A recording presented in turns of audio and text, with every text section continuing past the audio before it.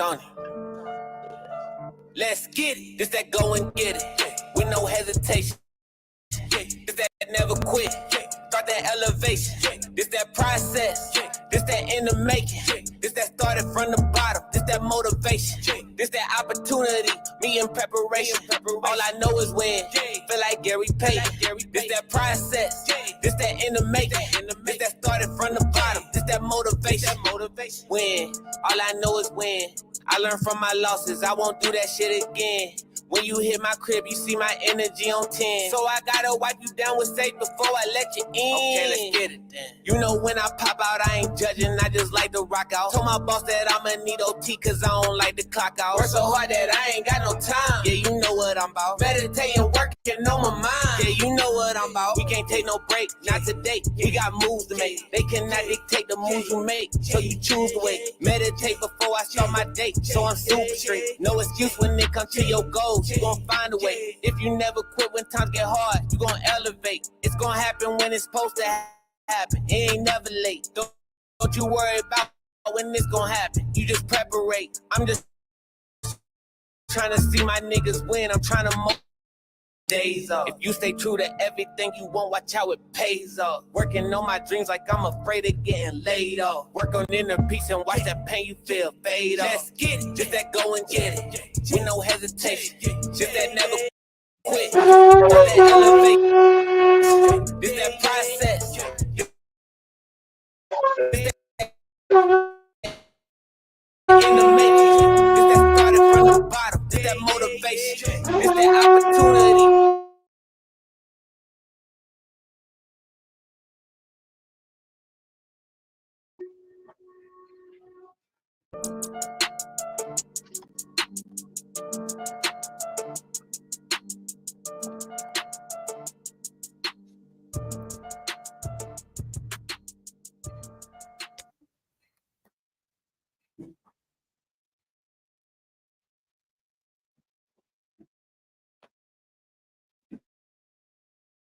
Peace, peace, peace, family. Peace, peace, peace.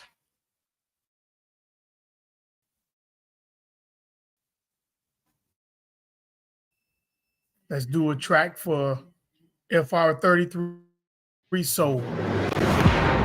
Let's get it. We're writing a new story right now.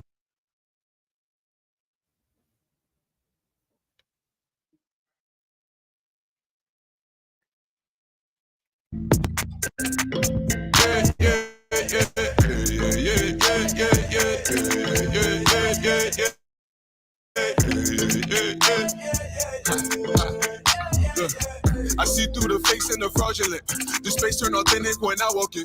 Laser focus, laser vision. We elevate. Make sure when you come into the building, you press that like and subscribe button. This is Moray Yaakov at TR Network. Make sure when you come into the building, you press that like and subscribe button. If you like what if you done heard the podcast before, make sure you share this podcast with a friend to let them know that we're in the algorithm. Walking on clouds through the village with all of the mangoes. My gut can fill up with indigenous roots in my blood, so my cup full of blessings. The heavens inside my ancestry. Travel through realms on a quest for new weaponry. Load up the clip and I shoot with a melody. Fill up the bucket with alkaline water. Hydrate. That was when I somersault through them racks off the craft. I'm a lap to the mattress and back. Meet me outside in the ghost in the shell. Keep my windows on 10 and a tank full of gas. My aura defense will deflect your attempts to bring me down to earth. I done broke through the exosphere. He's off the Mars in the rover with special gear. Currently cruise to the cosmos. I'm better here sitting on Saturn. Peace to brother James Woodley, Supporter Smith, Trey, and Zayden. Shalom, shalom to each one of you, and even the Ghost Riders that are watching. Peace to you as well. We'll get ready to get into it in a minute. All of my energy building up. Release on the track when I lay. Stack abundance to the ceiling like, oh, what a feeling, yeah. I'm at the top of the pyramid. Talking to God in the mirror. Shit. I'm at the top of the pyramid. Talking to God in the mirror. Shit. All my life, I never settled. Just getting by. Hop on a flight when I touch down, I'm fucking shit up. Yeah, it's been tough. Tougher when you live a life that you really don't want to be. Run like cause for real, but this will be red. It's funny how this up. Me meditate, take a blunt. I found myself in the infinitum. This beating like swing like the pendulum in the hands of us to break the spell. Oh, wait. So I'm fired up, thinking sweet to this wave is a title one. Ain't no fear in my heart, cause I cycle done. They ain't looking no guys that can fly with us. Peep the root where the desire from. It's been straight from the soul ever since a young. Every beat I step on is like. You like to come on the panel? The link is in the chat. Hit the link and come on in. Trusting yourself and get clear quick. Yeah. If Cloud in your spot, then he killing it. Yeah. For so late for sale, he unlimited. Yeah. Came a long way, but I'm thankful. The highs and the lows, that's more life experience. Yeah. Locked in my purpose like staples. I channel the leader and shot like Cornelius. Hey, all of my energy building up. Release on the track when I lay. Stack abundance to the ceiling like over the filler. Yeah, I'm at the top of the pyramid. Talking to God in the mirror shit. I'm at the top of the pyramid. Talking to God in the mirror shit. Hey, all of my energy building up. Release on the track when I lay. Stack abundance to the ceiling like over the filler. Yeah, I'm at the top of the pyramid. Talking to God in the mirror shit. I'm at the top of the pyramid. Talking to God in the mirror shit.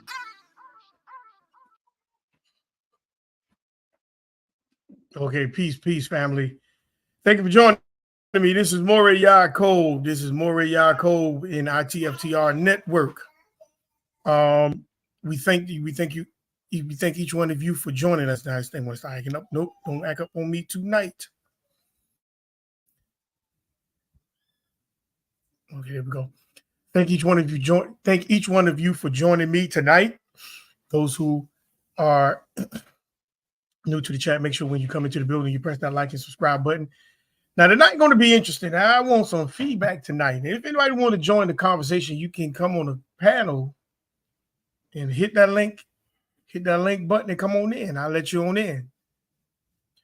You know, because I've been sitting back and I've been watching and I've been listening. It's a shame how we let everybody become us. You know, one drop of blood, they you. One little small smidget drop of blood, they you. Now watch this. Why when they say you got one drop of black blood, they become black? I'm just using black for a conversation point tonight. One little small drop of black blood, they become you, black, but they don't become white though. They don't become Asian. They don't become Arab. It's always you. You never notice that? I mean, seriously, you never notice that? You never questioned that? Just one little small speck of blood, they black. But if you got a speck of blood saying that my people were Indian, you ain't no Indian. You an African. That's what they'll tell you. You an African. Just one little small speck of blood.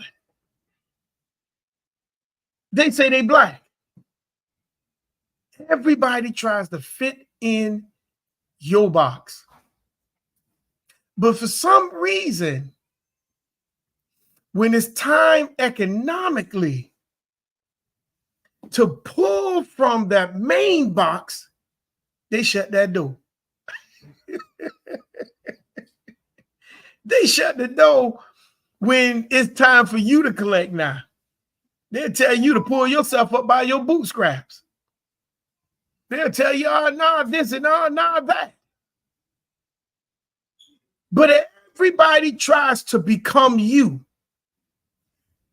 Or they got, or it seems like they got to try to get your attention. And you know why they do that? Because they know you weak as a people. And I know a lot of people ain't gonna like this, but I'm gonna tell the truth. Malcolm X already done told you. He never seen celebrities and comedians be nobody leaders except the Negro. They put them people in front of you And them people lead you to where they want you to go. And guess what? Now don't get it twisted. Who you think they take their orders from? The people that's paying them. It's the people that's paying these people to lead you where they want you to go. And the majority of us are sitting right there and do what? Follow. Because the majority of the Negroes are sheep. We are weak and feeble sheep. You let the Negro let anybody infiltrate their community. We don't have no boundaries. We don't have no standards. We don't have no decorum when it comes to us. We don't have anything. Can you turn it down a little bit? We don't have anything.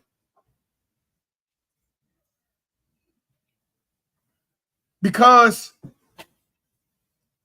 we keep looking and listening to people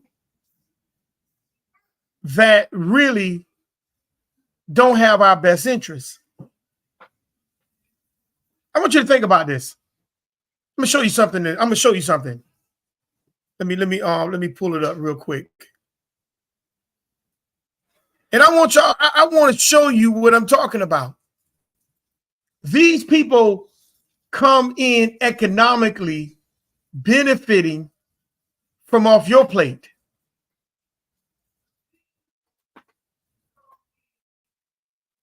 They benefiting off your plate.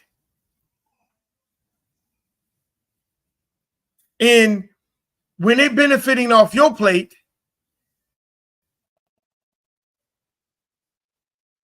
economically, then when they done got what they needed from you, they separate from you. I don't see none of these people coming back, hiring you to get you from out of the community or build up your community. But these people done built their whole life off the backs of you. Your people supposed to have fought and died for the civil rights. But everybody coming to benefit off your back.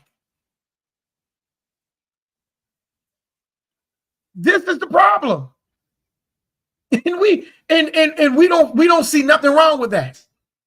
Let me pull it up. I'm gonna show you exactly what I'm talking about. Let me pull it up.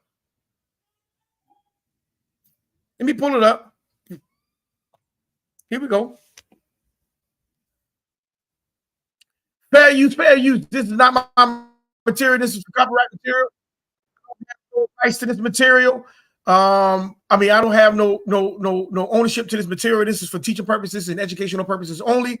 So fair use under the Copyright Act of 106, 1976 Act. And this is fair use under the Freedom of Speech Act. So let's go. Let me show you what I'm talking about. Y'all think this is a joke? This brother right here, and y'all subscribe to this brother's page. This brother is dope. Anton Daniels. Y'all, this brother's dope. Let me go ahead and share him in on. This brother's dope. And I'm gonna show y'all a couple of conversations that I've been having with people with foreigners. I'm gonna show y'all in real time that I've been having conversations back and forth with foreigners. This real time. See, a lot of people think that this stuff is not real time. This is real time. These people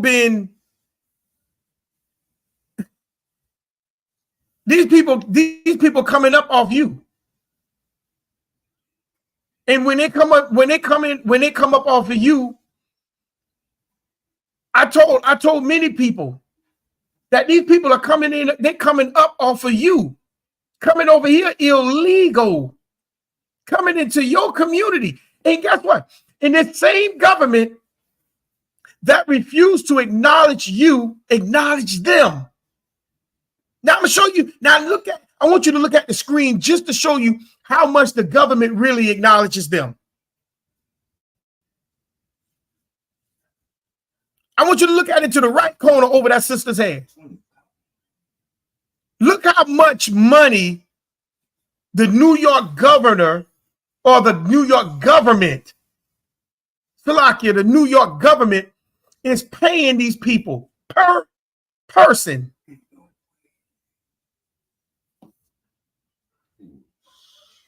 Y'all think this is a joke? Hey, peace, brother Devontae. Shalom, shalom. Thank you for joining me. Thank you, Mom. Make sure when you come into the building, you press that like and subscribe button, brother, if you haven't done so as well. And if you like what you're hearing, share this page, brother. Share this page. Look at what the migrants is getting per person for food stamps. $13,000 per month. Now, y'all say, oh, well, see, some of you probably say, well, see, that's probably right there. Somebody put that in a video. Somebody put that in a video and, that's cap. Don't worry about that. The brother gonna show you the receipt in a minute. Just give it a second. The brother gonna show you he's going to literally show you the receipt. The brother couldn't believe it either. This sister right here, she gonna be telling the story, and she was shocked when she seen it. Let's get it. His brother's page is dope. Y'all make sure y'all go to this brother's page. Let's go. That's your big reason why you better not vote for Kamala Harris. This X post made me so mad I almost threw the phone across the room. I need a goody powder because I have a headache. Why is it this illegal alien, this so-called migrant from Venezuela, left a receipt at the cash register in one of the New York City bodegas? I got the receipt. I'm going to show you the receipt. Actually, you know what? Let me just show you the receipt right now. But now what the receipt is, before he get into that receipt, you know how when y'all use your debit card and then they tell you, hey, do you want the receipt? And you say, nah, just do that. I don't want it. This is what she's talking about. And this is what they're talking about. She used her EBT card. This migrant used the EBT card and left the receipt. And this is how they get it. So now, here we go. Let's go. Let's ride it. I didn't know what her reaction was going to be, but I definitely pulled up the receipt. There you go, right there. So this was the receipt, and this is what's going viral on the internet right now. It said, my friend was behind a Venezuelan woman in line at a store, and the woman left the receipt, which is not abnormal. People don't want to take their receipts. I don't always take my receipt with me either. Even when I go to the bank, I just give it back to the teller and say, hey, can you get rid of this for me? Right, because you got it on your debit card or your credit card. You can pull your statements off of that. You don't need that extra paper. I do it. I just throw away the receipt. Or I tell them I don't need the receipt. They just cast the receipt in the trash. She left hers though. Let's go. Look at this S right here. I can't get EBT and look at the cash balance. Let me blow it up for you. Let me blow it up for you so everybody can see it. Let me blow it up. There you go, right there. Now you can expand your screen to see it for yourself, and you can see it for yourself, family. Blow it. It's gonna blow it up and stretch the screen so you can literally see the balance for yourself. You can see the balance for yourself. So people don't think that this is fake. This is not fake, family. These people are coming up off on your back economically. Ooh. That's a food stamp card. How many people get $13,000 for food stamps? And y'all think this is a joke? This ain't fake.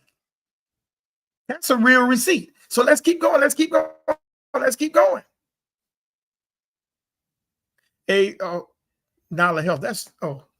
We'll let them tell us. Nala Health. It's no help though. The cash balance, if you look at that right now, the cash balance, the EBT cash balance is $4,400. The food stamp balance is $13,000.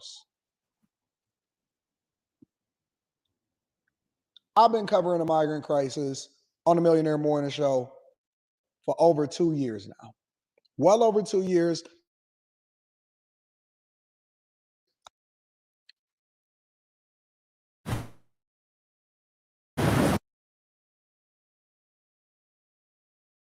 Plays viral. This receipt that went viral. Now watch they tell you that it was a mistake. New York gonna come and tell you it was a mistake.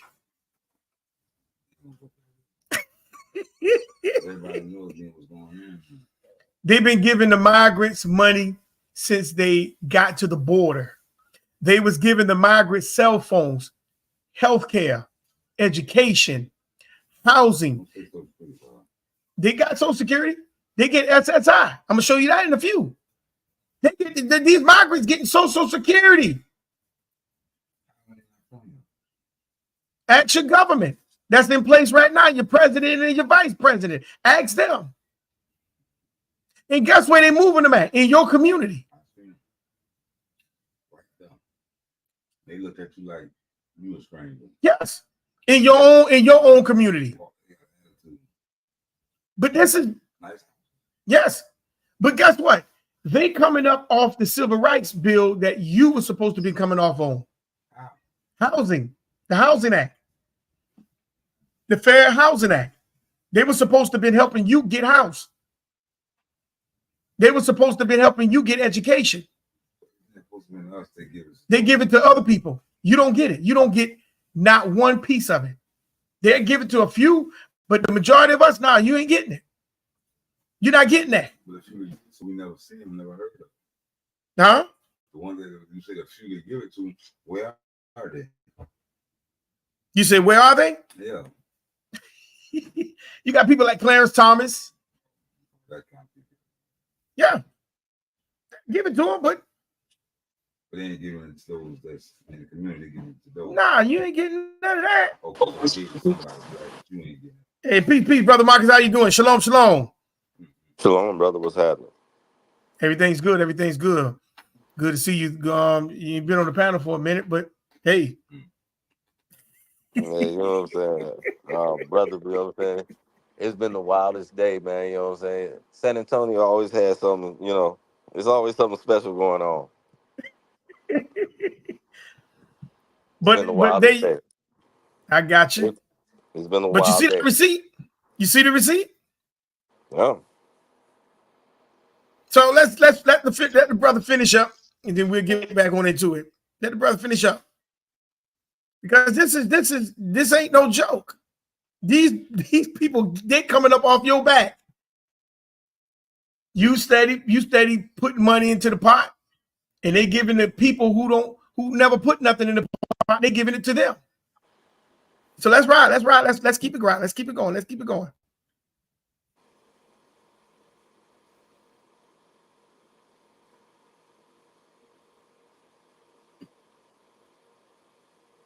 Watching them flood into the country. I've been aware of what's happening in New York. They've been giving them debit cards and credit cards. And they give them free housing.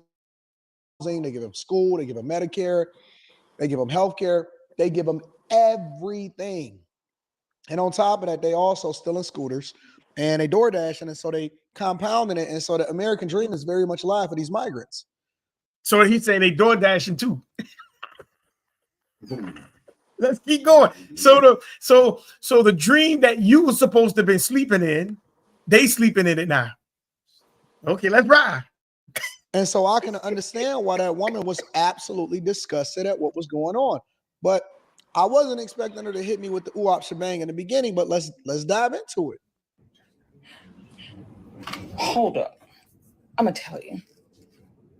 Why is it that this heifer who has never put anything into this country, never worked in this country, never paid Social Security tax, never paid a property tax, never put into the IRS, never paid anything into anything, came here with her damn hands stuck out, came from country, wherever the hell you from.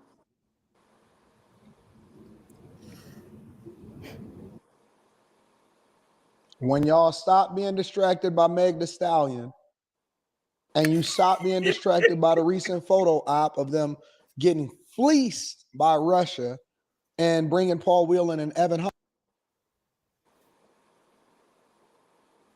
Flippy.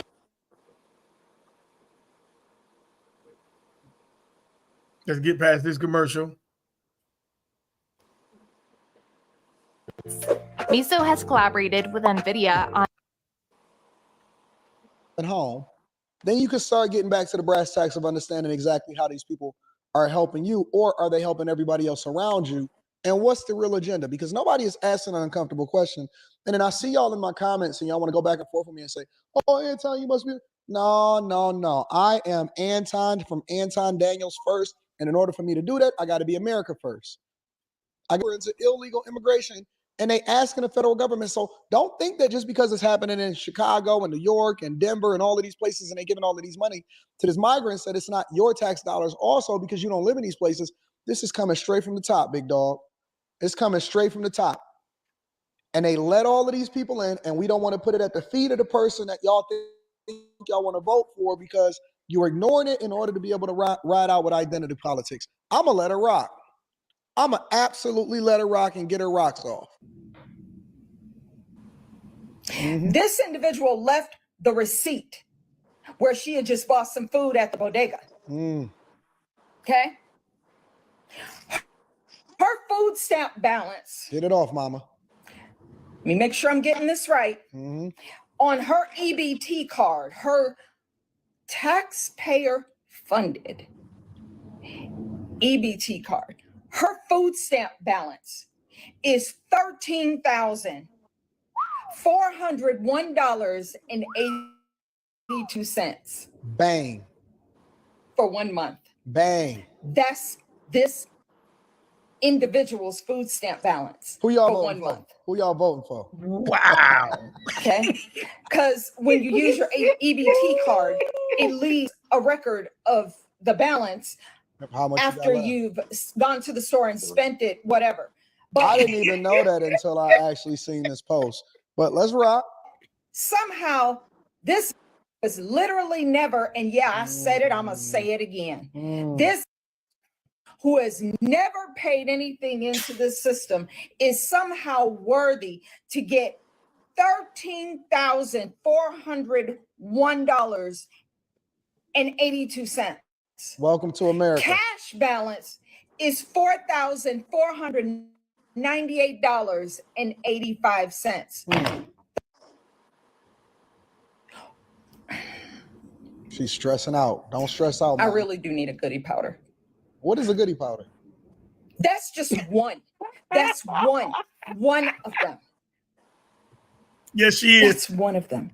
Crazy. New York has hundreds of thousands of these foreign nationals. And they literally cutting the budget for trash, schools, and police officers, not hiring no more police officers because they got to make sure that they fund the migrant crisis. And I know because I've been covering it. So when you ask me, Anton, why are you so passionate about making sure that people become informed voters of whether or not you really want to vote for the woman that is supposed to be overseeing and participating in what's happening at the borders? Of course I'm going to be passionate about it because it's our money. You should listen. I'm not even a blackity black, meaning that I don't even stand on a whole you should be doing things just because you black or aligning with people just because you black. But I know a lot of y'all been asking for reparations. I would It's your rather money. you get reparations than somebody that has never paid taxes in this country in their life. Not saying that I think that anybody should or shouldn't get reparations because that's not my fight.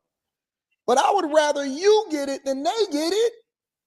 At least you're American. At least you're a citizen. At least you work. At least you pay your taxes. At least you down for whatever it is that happens inside of the United States of America.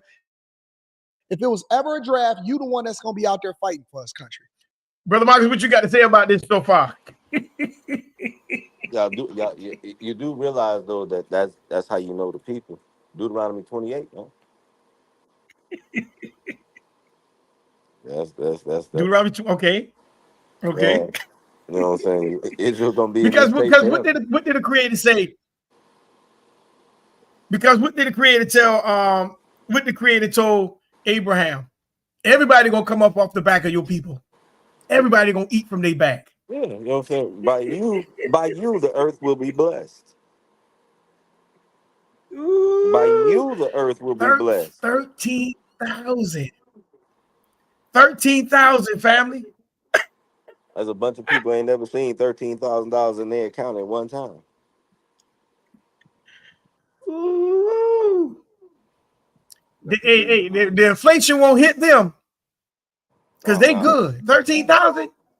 The inflation, they not gonna feel the inflation. Don't know what it is. Now why you sitting on $13,000 in food stamps? You never had it. They the reason why the inflation is happening. Shit. Go. Now you got to live Ooh. next to somebody. Yeah, they $13,000 in food. $4,000 in cash. Hey, shalom, shalom, bro. Sister Shamar, shalom, shalom.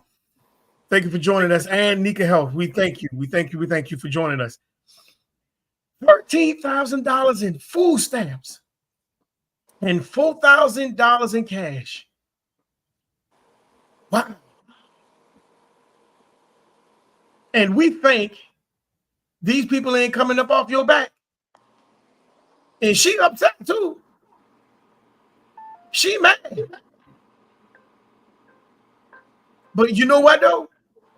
I bet you the amount of money she voted for Joe Biden.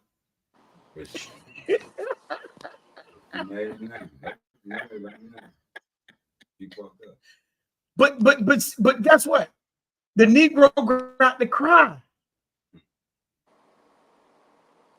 See, because we've been letting everybody come in the midst of us and portray themselves as us. Let me give you another example. Hold on. Let me do this. Let me give you another example. You see, y'all think this is a joke. These people, they're coming up off your back. They take you for a joke. You look for the clutch. Yeah, come right here. See, they ain't got to give you nothing. They ain't got to give you nothing. This all they got to give you right here. See, everybody else get the money. They get the tangibles. You see what I'm saying? You don't get no tangibles. Nah, see, you don't deserve a tangible. You don't deserve a tangible. See, hold on, what this thing? See, your tangible has to be something else besides literal tangibles. Because see, I don't take you serious anyhow. See, that's why all nations can build businesses around your community and drain your community they drain the money from your community. And you don't see nothing wrong with that. Some of y'all that sit there and y'all lottery at the store, just sitting around doing nothing, wait for people to drive up, and you just sit there and you don't become friends with the people on the inside of the stores. You're probably going there and sweep a store and try to get a couple of dollars and all, but they ain't putting nothing back in your community, but they draining all the money from it. The same way as these churches, they draining all the money from it. And they invite this type of person in the churches. Who that is on the video? Don't even match up. But the churches, they draw millions of dollars from the community every week. Yes, that's what I'm saying. Look, God. But see, this is who they want you to follow. This is who they want you to follow. They want you to follow. But you bring a different type of culture person inside, and your church that don't even make sense when she on the pulpit talking to these people, because she don't know what the struggle is. She don't have to, because the reason why she don't have to know what the struggle is because they tell her what the struggle is, and the only thing she does is run with the struggle according to what they tell her. I mean, let's get into it. Let's fair use. This is not my material. This is copyright material. This is for teaching purposes, educational purposes only. I don't claim no rights to this material, so let's get into it. This no tangible. This is the Negro tangible. See, the migrants get $13,000. They get free health care. They get stuff they can touch. They can use. They get free housing and free rental assistance. That's what they get. You see what I'm saying? They get free education. Stuff that they can touch and use. But not you. No. See, we can't give you free. We can't give you no money. Not you. We can't put no money in your hands. See, but everybody got to come in your community and eat off your back. And guess what you'll do after a while? That's my nigga, boy. Ooh, that's my nigga. That's my road dog. That's my boy right there. And they steady eating on you. So now they bring this type of people in there. So let's see. So now let's see what she does. Here's the thing, because most of y'all have forgot about this. Here we go. My friends, we have a march to finish.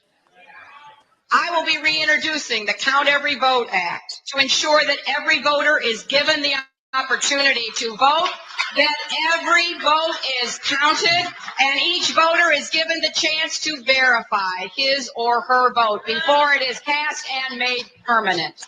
Now notice they keep talking about making sure every vote counts. Because they talking to these old niggas. Because that's all they cared about was the Voting Rights Act. But I'm gonna ask a question. Who helped put George Washington in power? They had no Voting Rights Act then. And he was the 9th president, but the first president of he was the first president of the United States Incorporation, but he was actually the 9th president in history. Who voted George Washington to be the president? They had no Voting Rights Act then. But they keep tricking you, talking about voting rights. But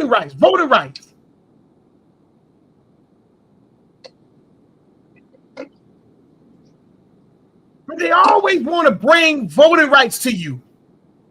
Because you know what? They got to make it seem like they're giving you something. George Washington was appointed. So now, when did they stop appointing presidents?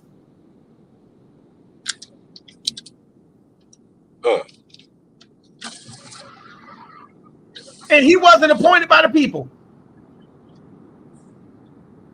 So now they got you feeling like you a part of something now. He gave me voting rights. And as soon as your boy signed that voting rights bill, that's when he said, I'm gonna have these niggas voting Democrat for 260 years, 200 years. FDR, that's when he said, I'm gonna have these niggas voting for Democrats for over 200 years. And who the niggas voting for now?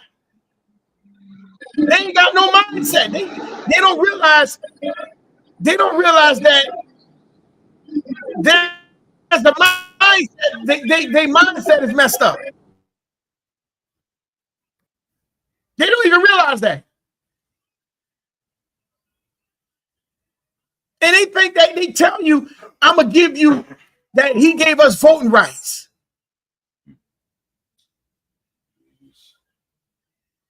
The same way they tell you Abraham Lincoln gave you the Emancipation Proclamation. No, Abraham Lincoln was trying to save the doggone Union.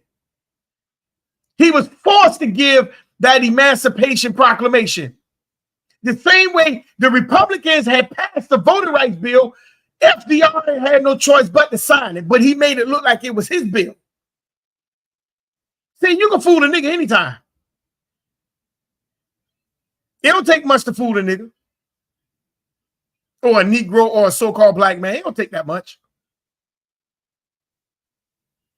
Just make it look like you, just like this is like a little cat. Just give him a little bit. He'll sit around.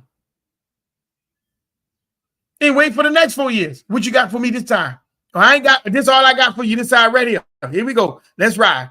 So now she in the church, and look what she says. She talking about voting rights. So let's ride. We have to stay awake. We have a march to finish. On this Lord's... See, she talking about you got a march to finish. Marching on Selma. Marching for voting rights. See, she keeping them jokers' mind in the past. See, anytime when somebody needs to keep you down, they keep your mind backwards. And then they put fear there. They put fear in having your mind going backwards. Anybody wants to join the panel, you can come on up to the panel. We can have a discussion. And this is what happens.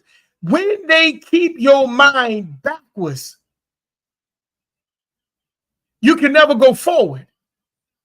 Now watch this. Let's keep going. Let's keep going. Let's listen to this woman.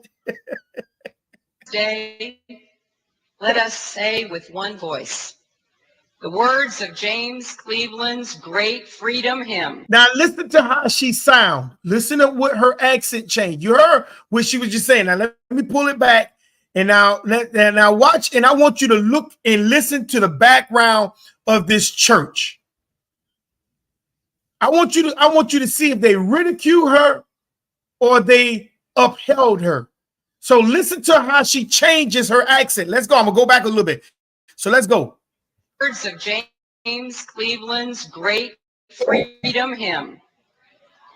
I don't feel no ways tired. I come too far from where I started from. Nobody told me that the road would be easy. I don't believe he brought me this far to leave me. And we know if we finish this march, what awaits us. St. Paul told us in the letter to the Galatians, let us not grow weary in doing good, for in due season we shall reap if we do not lose heart. The brave men and women of Bloody Sunday did not lose heart. See, it's not but a bunch of old niggas that's stuck in the civil rights era. And you wonder why these people are eating off your back. That lady she found out that migrants got $13,000. You wonder why? Oh, hold on. Hold on. Let me put up another one. You wonder why they don't take you serious? These people that came over here and create businesses. Where your business? These people eating off your back. Shalom, shalom, brother Isaiah. Shalom, shalom. Make sure when you come into the building, you press that like and subscribe button.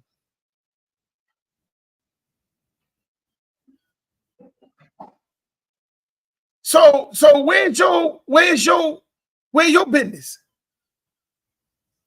That these people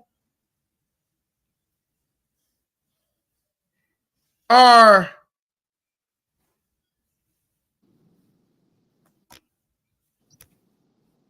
where's your business? What do you guys say, Brother Marcus? She said, I don't feel tired. Am I still connected? You connected, family? Am I still connected? Oh, really? Yeah, you hear me? you hear me, family?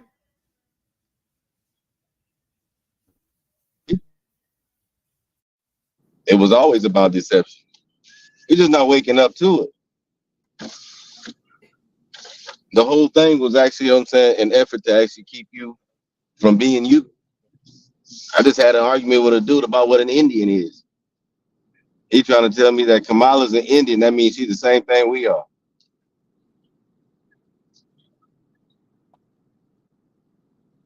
Mm-hmm. And but he couldn't tell me how. He said, "Well, she looked like a black woman to me, and she black." I said, "Well, everybody in the world was black. Does that mean that they all related to you?" No, they're not related. we got this We got this relative problem, man. The relative problem. Because of color. I don't see him actually. He told me I don't see they calling any white people black, but her birth certificate say Caucasian. Oh, I don't believe that.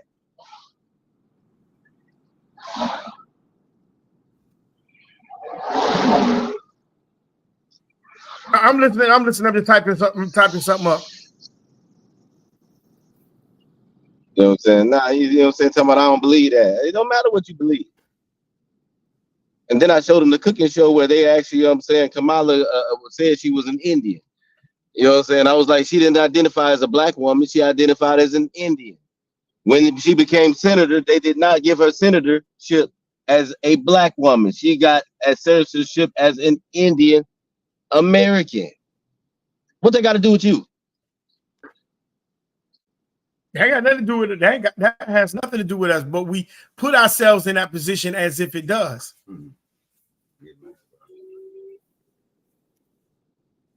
We put ourselves in that position as if it has something to do with us. Yeah, you know what I'm saying? I guess we have some living up and living down. We got some changes to make. One way or the other, we gonna get our comeuppance. I keep trying to tell you, Israel gonna grow on before Most High come back. Yeah, they're gonna have to grow on, bro.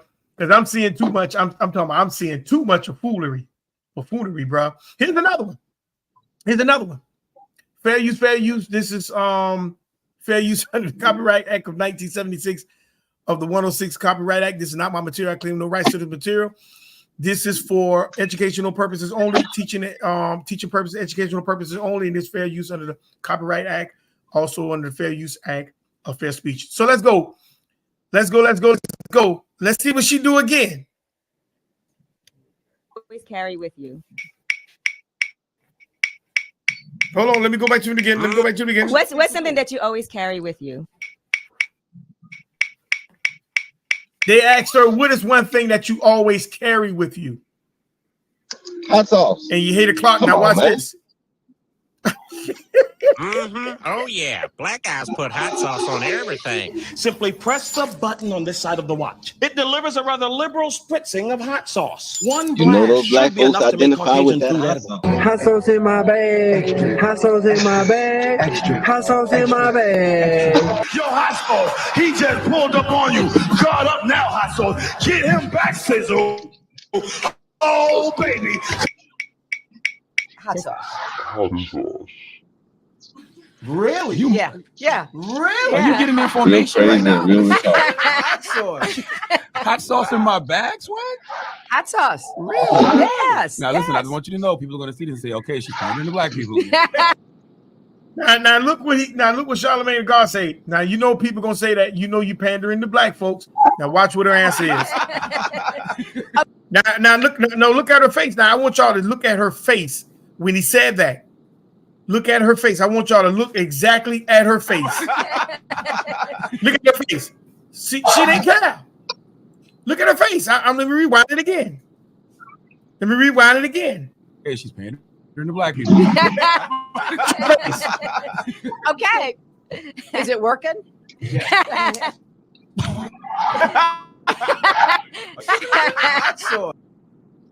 Did you hear what she said? Is it working? Is it working? Are you accepting me because I put hot sauce on my food? Let me rewind that and play that again.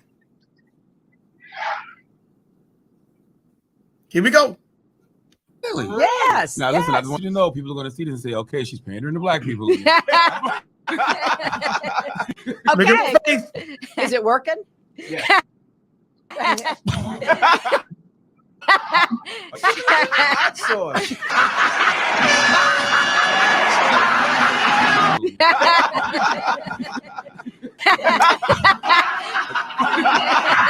Is it working? And y'all and they laughing about it. Is it working?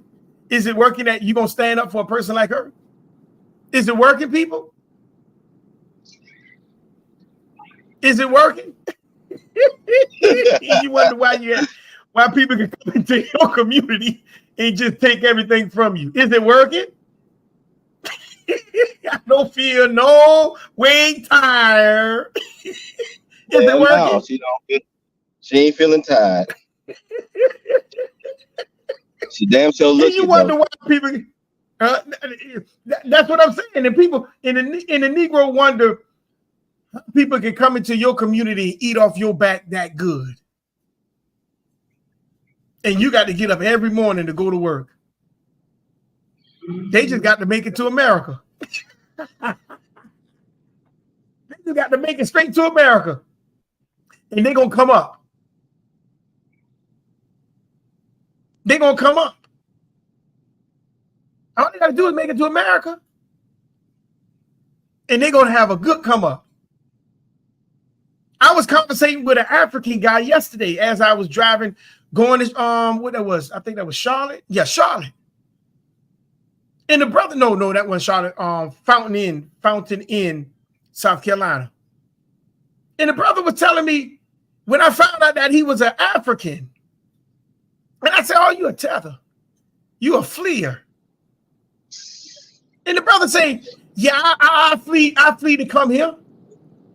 He said, but I ain't come here to be a part of you. He said, and I can show it to you. I can show it to you in text. Because me and him were having a good conversation on Facebook Messenger. Now, it wasn't just him. It was a whole gang of them. And the brother told me he come here to steal the resources. He said, I ain't coming to be an American. I come here to get what I can get. He said, why would I want to be a part of black women that shake their ass? That's what he told me. I'll show it to you in text. He said, y'all young men is killing each other. He said, why do I want to connect myself to Negroes?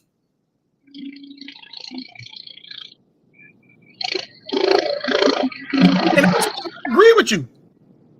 But the problem is, do African women shake their ass? Do they twerk? I dare you to say no. Because what's the girl name that do the water thing? What's her name? No, what's her name? The one that do the water thing. She jiggle her. She's from South Africa. What's her name? Do the water thing. What's her name, Brother Marcus? Brother, I have no idea who you talking about. She do the waterfall thing. She was on BET. See, you watch a lot of television. I really don't. Hold on. Say, make me sweat, make me holler. Hold on. You on? You up?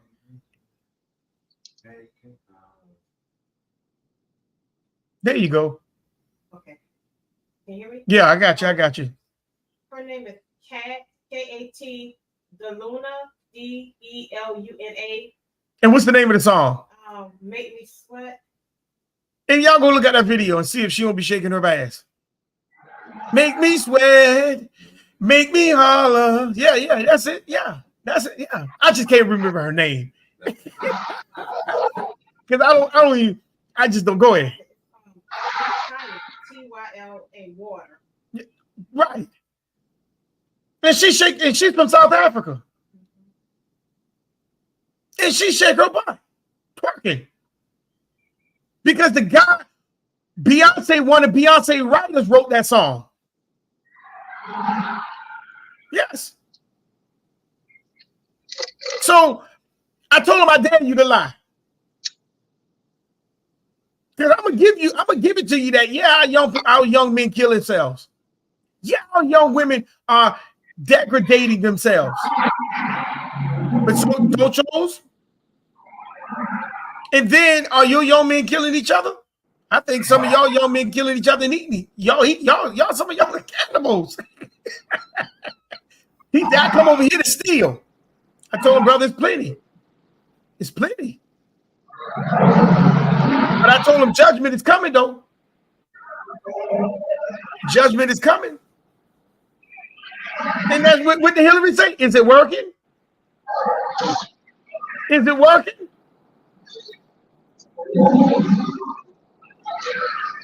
Let me show you one more. Let me show you one more, because see, a lot of us, we think that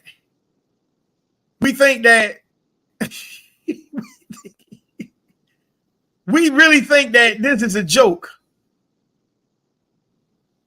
We think this is a joke. Let me give you another one, family. Let me give you another one.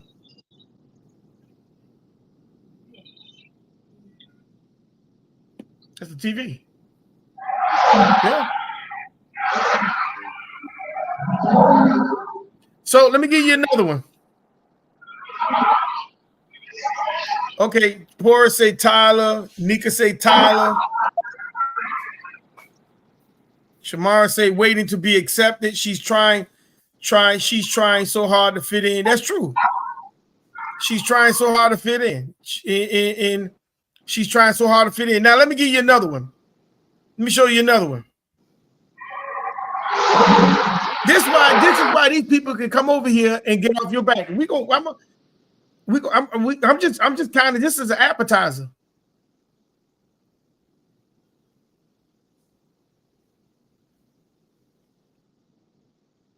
Y'all remember Benjamin Crump? Benjamin Crump, the guy that chased black folks when they get killed. Kamala the Cosplay and Chameleon. He chased black folks when they get killed. Yeah, he the lawyer. The one that be telling Negroes to apologize and tell the police officers that they love them. This guy. I'm gonna show it to you in a minute. Fair use. This is not my material. And y'all go search this sister right here. She has a powerful page too. It's called Pink Book Lesson. Y'all go check her page out too as well. And like I say, y'all go check her out. So this. I want y'all to listen to this brother here, man.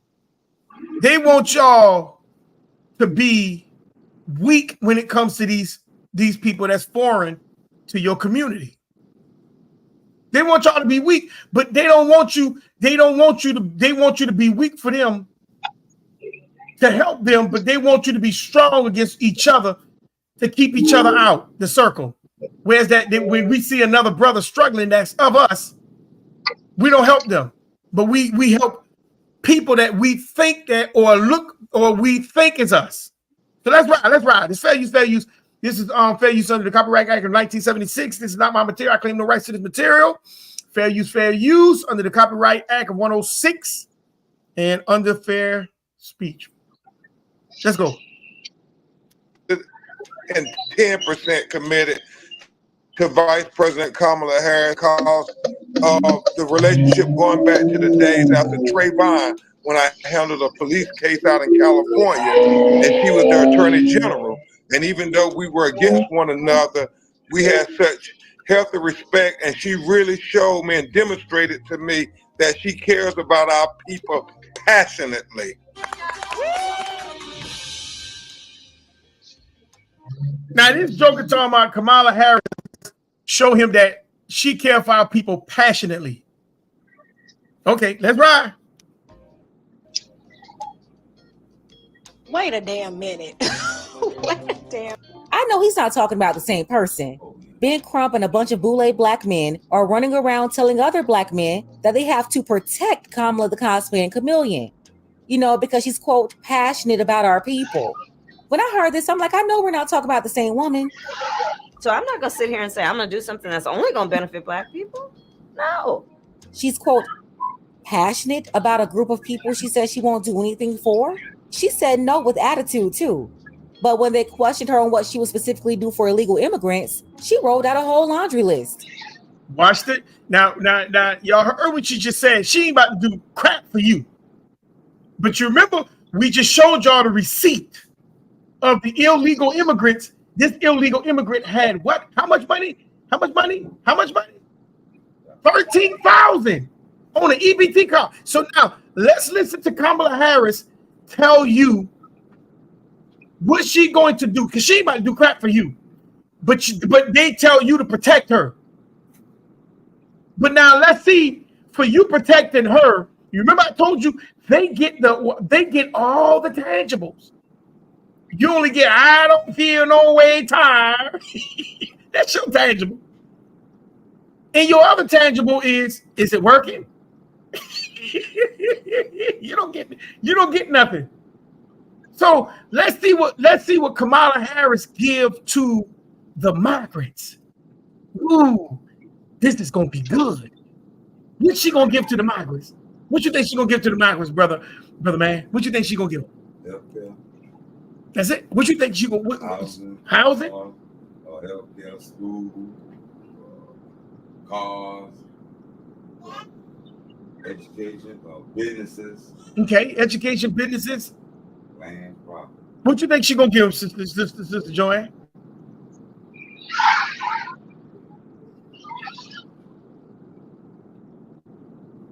They're gonna get everything that we can't get. Like just like he was saying, businesses, they're going to get opportunities to do what they need to do to help benefit them, put them on top of us. Pretty much they're getting clothes off our back and getting all our equal opportunities and taking away and giving to them. Pretty much they're taking our clothes off our back and giving to the foreigners, which is opportunity equal for us to gain success over in our own country. We're giving it to them now. Okay, let's see. Let's hear it from her mouth. Let's go.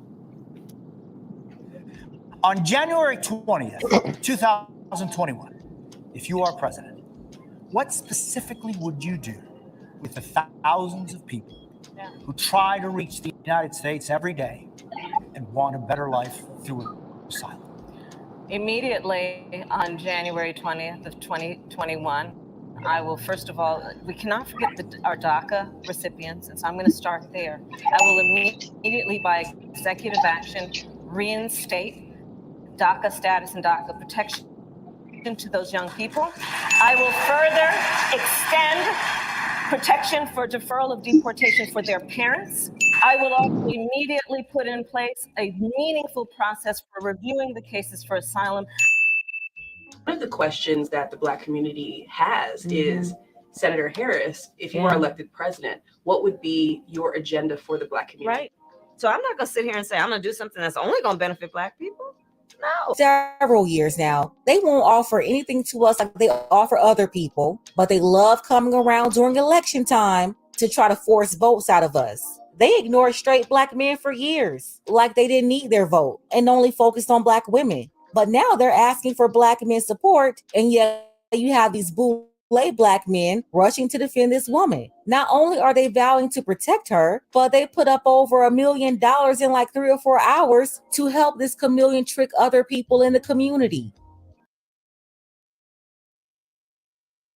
You can't put your hands on these folks. Say it again. You can't touch these folks. What you mean you can't touch them? She's making a law for all these new laws. Like pretty much you can't put your hands on these folks regardless of their neighborhood or not. Literally around period. I mean, she said she protect them. Yeah, no, they don't. They telling the so-called Negro to protect her. They don't let nobody talk about her. Oh, okay. Don't let nobody tell the truth about her. See, and like Hillary Clinton say, is it working? Is it working?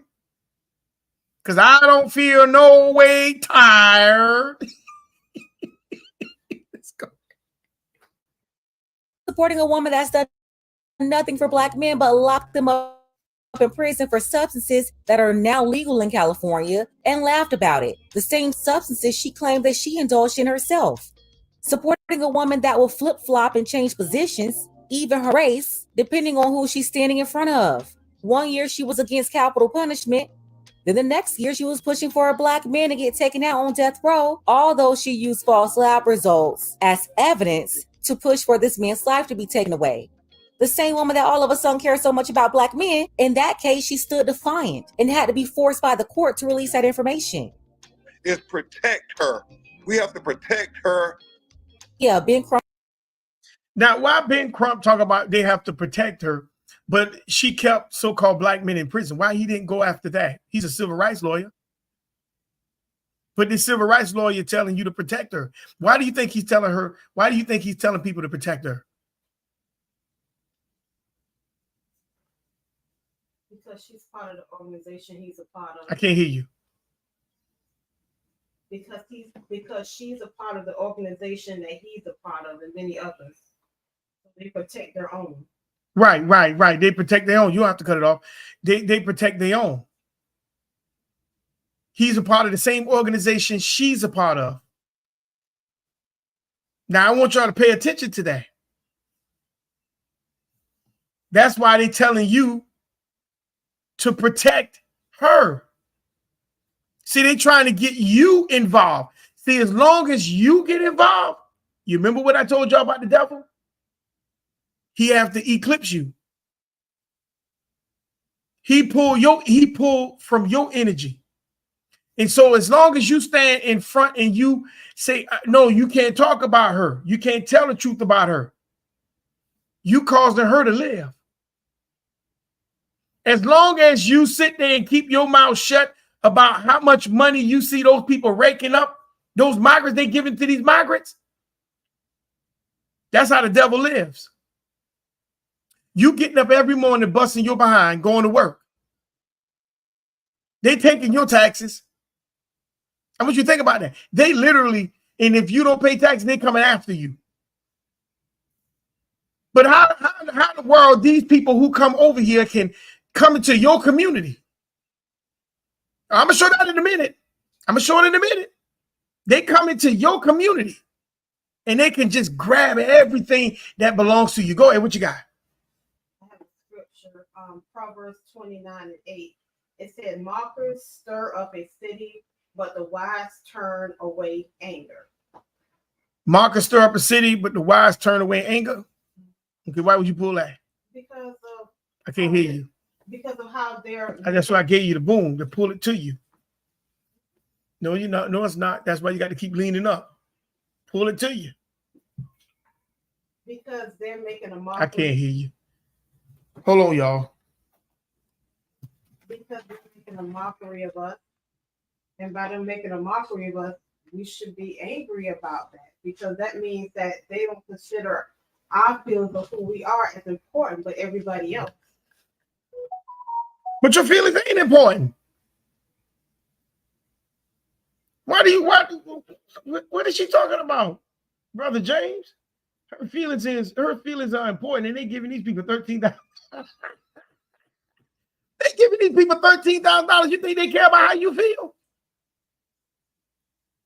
They got on everybody's neighborhood. Everybody getting a piece of that. Even rich. Even landlords. They giving these people to come up. The landlord.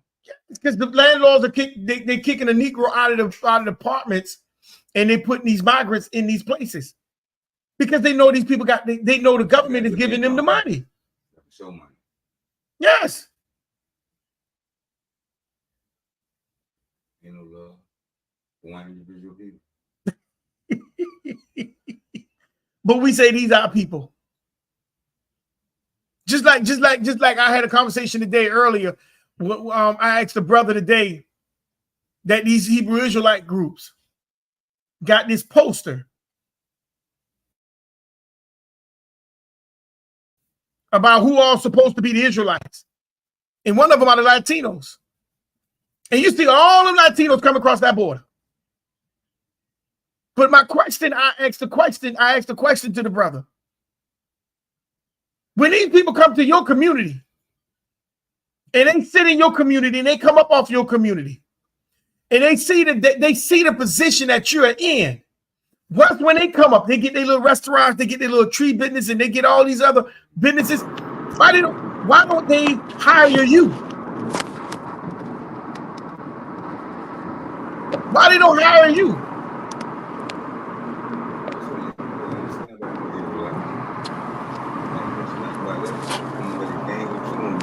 Brother Mark, you got a lot of background. I can't hear you. I never heard nobody Cuban, I know Latin or Puerto Rico and say they're an Israelite. Well, no. Regardless of what they say, I'm saying what these Hebrew Israelite camps got on these posters. They saying that these people are Israelites. So when these people come over here and they infiltrate your community, they live in your community, they come up off your people.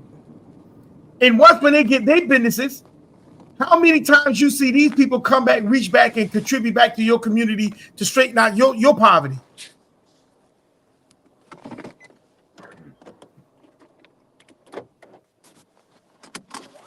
But we keep talking about these our people.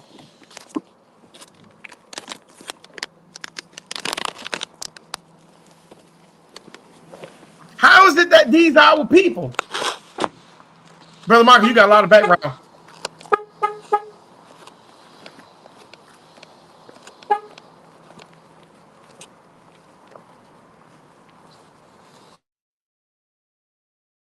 How is it that these are our people?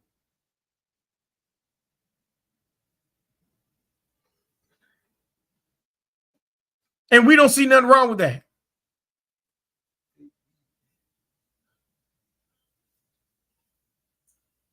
But nothing's going to change unless we all come together and make noise about what's going on. Because they're going to continue to look at so-called Black as a stereotype, meaning that we're just obsolete in a lot of their minds. That's why the respect is not there. But you are obsolete. That's why this man could come on. He could get on this guy's podcast that get thousands and thousands of views and tell them the Black man got to protect this woman. That's not showing you no respect. And this woman jailed a lot of Negroes. But now she's running for a higher office, and now this man who called himself your people is telling you as a so-called Black man to protect this woman that says she ain't about to do nothing for you. They don't respect you. You think that's respect?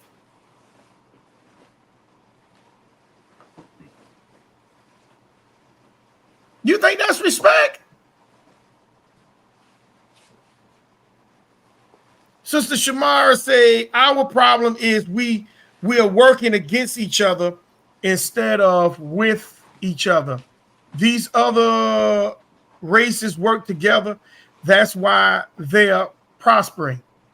But I'm actually that's a good point, Sister Shamara. That's a very good point. But I'm asking you a question. Why do you think they're working together and you're not working together? What do you think the biggest problem is? What is the problem? Why is that we're working, they're working together, but we can't seem to work together? What do you think the problem is?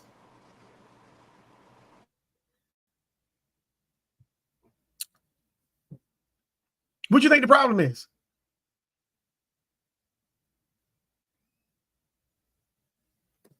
Sister Shamar said greed. Okay. Anybody else? The stupid neither forgive nor forget. I can't hear you. The stupid neither forgive nor forget. The naive forgive and forget. The wise forgive but do not forget. Okay, explain. Peace, Brother Jamal Tig. It says, the brother say more. He says, real quick, more money, more problems, only in America. Go ahead, what you got? Why you pull that? I pull that because a lot of times the reason why a lot of the males are not outraged, I feel, because of what she's done, is because the church teaches them to turn the other cheek, or forgiveness is probably going to be your salvation. So I think a lot of them are taking that into consideration and not saying, okay, well, why should I forget what you did to me? You know, I should really be outraged because what you're doing to us as a male, you're kind of taking away our manhood, and we're not doing anything about it because we're forgiving everything that you've done to us. And what scripture is that which you had just read?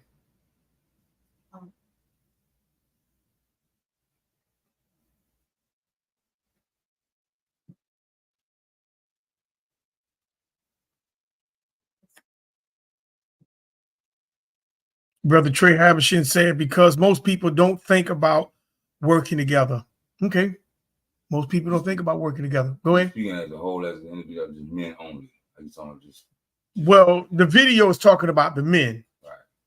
Well, I base my opinion on my theory is like most people so slave with these jobs that if somebody stand up for, they don't say, well, if somebody want to march or do something that's righteous that they see that messed up, for they don't say, well, I can't lose my job. I need my job. Who's gonna take time off to march and do all this? Because they don't have no structure. Okay. Pretty much everybody is satisfied getting crumbs and all they do is sit on their sofa and just complain, and they know what's being done in their face. Just like the Ten Commandments, been in your face all your life. And you just can't say anything in your house. You can't say your folks never told you about it. And you just put it behind you like it don't even really exist. When it's just like pretty much it's like we're accepting things that we know that's really supposed to be, and everybody's satisfied and comfortable getting slaughtered. Okay. What you got? Well, it wasn't a particular scripture. It was just like some sayings about a combination, because you got some scriptures in the New Testament, like Matthew, it says, for if you forgive other people when they sin against you, your heavenly Father will forgive you. But like I said, that's what the church teaches people. And I feel like by them teaching this, it's kind of dumbing down the respect a lot of men and females have for themselves. Okay. The reason why they can easily fool you and you see other nations sticking together is because those nations know the background of themselves. The older people is teaching them young people who they are. So they grow up with a value and they grow up with purpose. But when you turn to our community, the majority of the older people keep a lot of the history and all that stuff hidden. So the young Negro child grows up not knowing the foundation of who they are. They know that they know that's grandma, they know that's granddaddy, but that's it.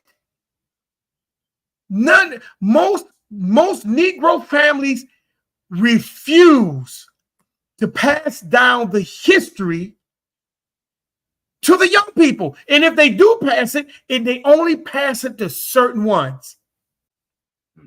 When the history of the family should be for the whole family. But they only pass it to certain ones. Let's grab a scripture. Let's go to Ezekiel, the 16th chapter. Just to show you that this is in the book. Well, no, before we go to Ezekiel, let's go to Hosea, the 4th chapter. Let's go to Hosea, the 4th chapter. Then we're going to bounce back to Ezekiel. These people playing on you because they knew that the older people never taught the younger people the truth. They knew this. Yeah, Sister Shamara say, remember the stimulus check? That was free money. Yeah, but let me ask you a question about that stimulus money. It was free money, but did you have to kind of report to let them know that you got that stimulus check? Did you let them know? Sister Shamar, did you let them know that did they ask you when you filed your taxes that did you get the stimulus check?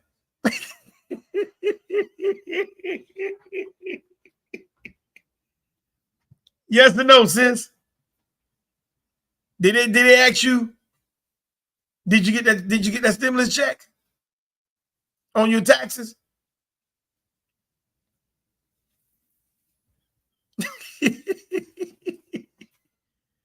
Let's go to Hosea, the 4th chapter, and we're gonna start at verse 1.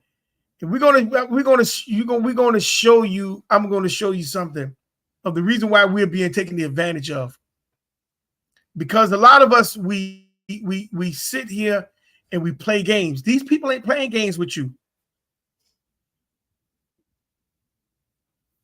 What is them Kemp cars, brother Trey? You saying them Kemp cars? What is that? I never heard of that. You have to show me something. Y'all might got something I ain't never heard of. You ever heard of a Kemp card? No. You just put up the. What the means?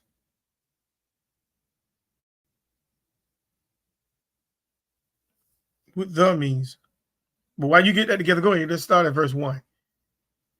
Hear the word of the Creator. We're going to Hosea, the 4th chapter, verse 1. Go ahead. What you got?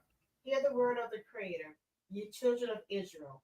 For the Creator hath a controversy with the inhabitants of the land. Now, he's talking to the children of Israel because he's telling them that he has a controversy with the inhabitants. Now, that lets you know that Israel was not the only ones there in the land.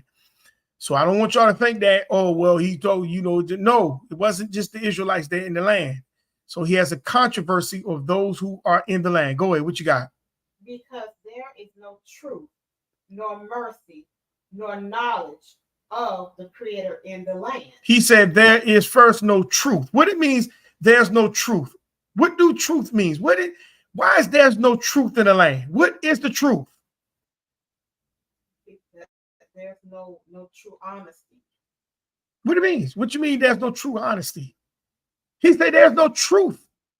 Truth. The first thing he spoke about was truth. What is the opposite of truth? Lies. So if there's no truth in the land, that means only thing that the majority of the people or the most of the people or pretty much the people are running off is lies. And the lies is not me telling you, I'm telling you something that's not truth. You are lying to yourself here mentally. Do you understand what I'm saying? You see the truth, but you refuse to acknowledge it. What's that saying about you? A lie walk down the truth any day? Is that? Yeah, the truth will walk down the lie. Oh, the truth will walk down the lie. Yeah, the truth will walk down the lie. All you have to do is keep still because the truth gonna walk that lie down. But he said, but the people, the inhabitants of the land, they don't want truth. He said there's no truth in the land. Because everybody, even when you show the person the truth, they believe the lie. That's what they do. They would believe the lie even when you show them the truth. Now, I want you to think about that. We're going to get back into the video in a minute. He said, first, there's no truth, meaning you sitting there, you obscuring yourself away from what you see visually. You hear through your ears. You touch with your hands. And your presence actually be a part of. You refuse to accept it. He said, there is no truth. You can break it down by the thing right there, or you could turn it. You could turn that piece right there. Know with your hands on. Turn it. Turn it downward. There you go. He said, there is no truth in the land. Most of you are sitting there accepting what you know is not truth. And then what he said the next one is, he said there's no truth, and what else? Nor mercy. He said there's no mercy. He said there is no mercy. And what else? What comes after mercy? Because where the Creator is, that's why when David got in trouble, what did David? The Creator gave David positions. He said, "I can turn you over to your enemy, and let your enemy deal with you, or I can deal with you in my hand and cast judgment on you." And what did David say? I'd rather stay in your hand because I find what? Mercy. Because if you if you put me and turn me over to man, he's not going to have mercy on me. But he said, I know if I stay in your hand, I'm going to find mercy. But the Creator is telling, he's telling the inhabitants of Jerusalem, there's no mercy there. There's no mercy. Their hearts are hardened. Their hearts are hardened. Brother Trey said,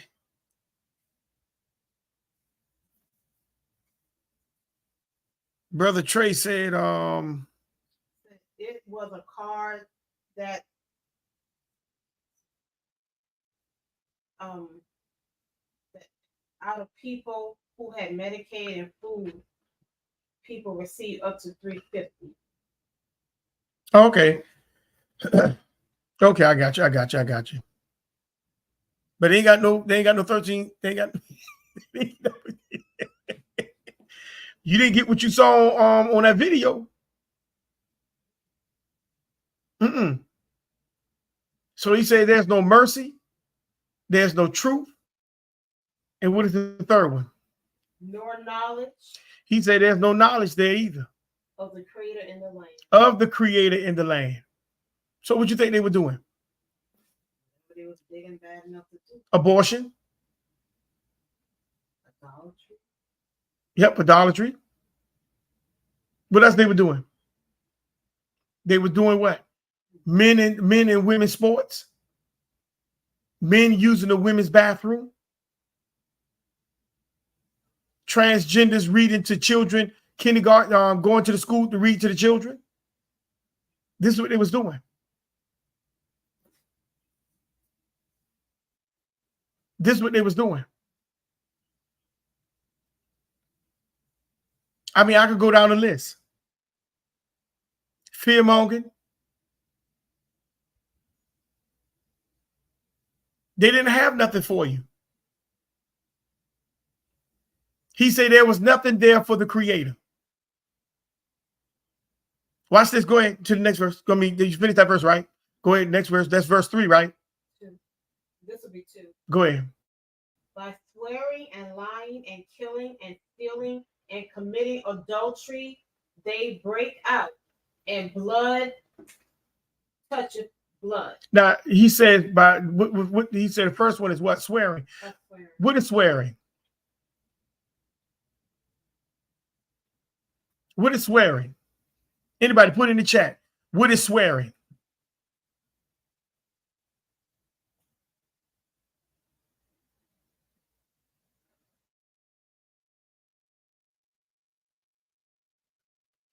What is swearing? Put in the chat.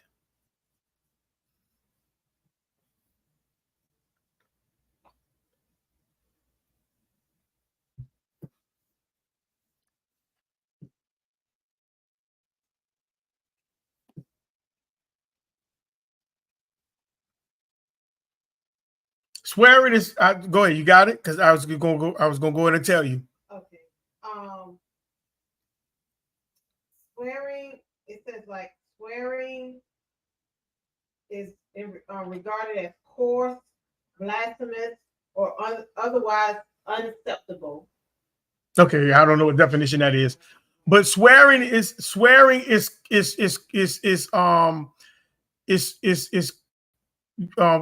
making an oath. That's what swearing is. He's making an oath. That's why the Bible tells you don't swear between heaven and earth. You don't supposed to make an oath. So he's saying that the people, the inhabitants of the land had done started creating oaths.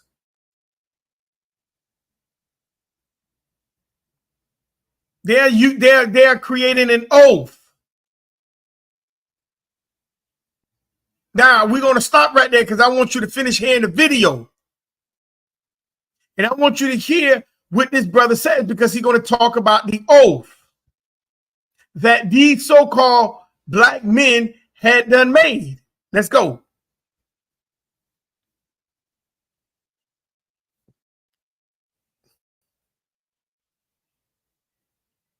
Taken away. The same woman that all of a sudden cares so much about black men, in that case, she stood defiant and had to be forced by the court to release that information. Is protect her.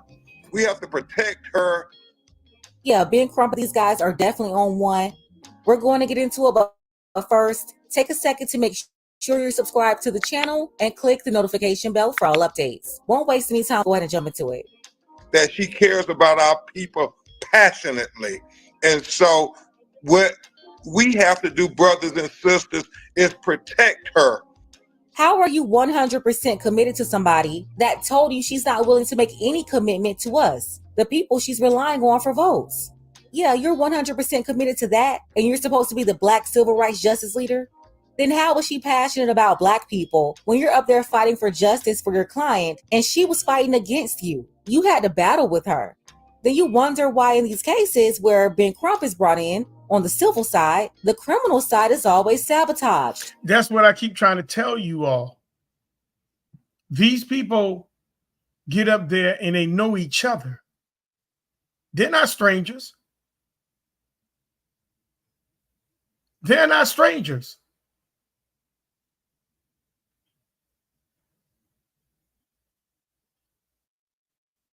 And now you have to ask yourself, you have to go deeper inside of the rabbit hole.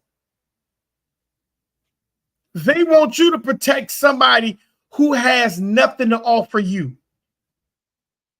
But she's going to give everything to foreigners.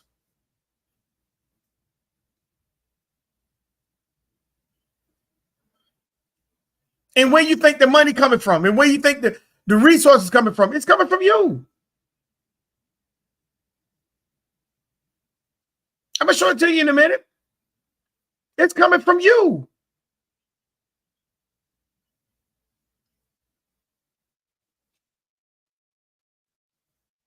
They want you to support and protect someone that is giving people, foreigners, everything to come up off you.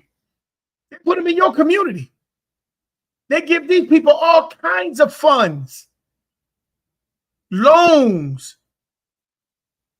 and you can't even get not one. But let's go.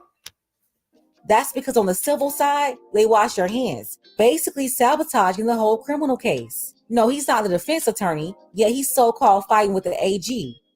He said a lot there that a lot of people missed. We have to protect her from all of those who are going to try to attack her because of racism, sexism, classism, and just all around haterade. What are calls and puts?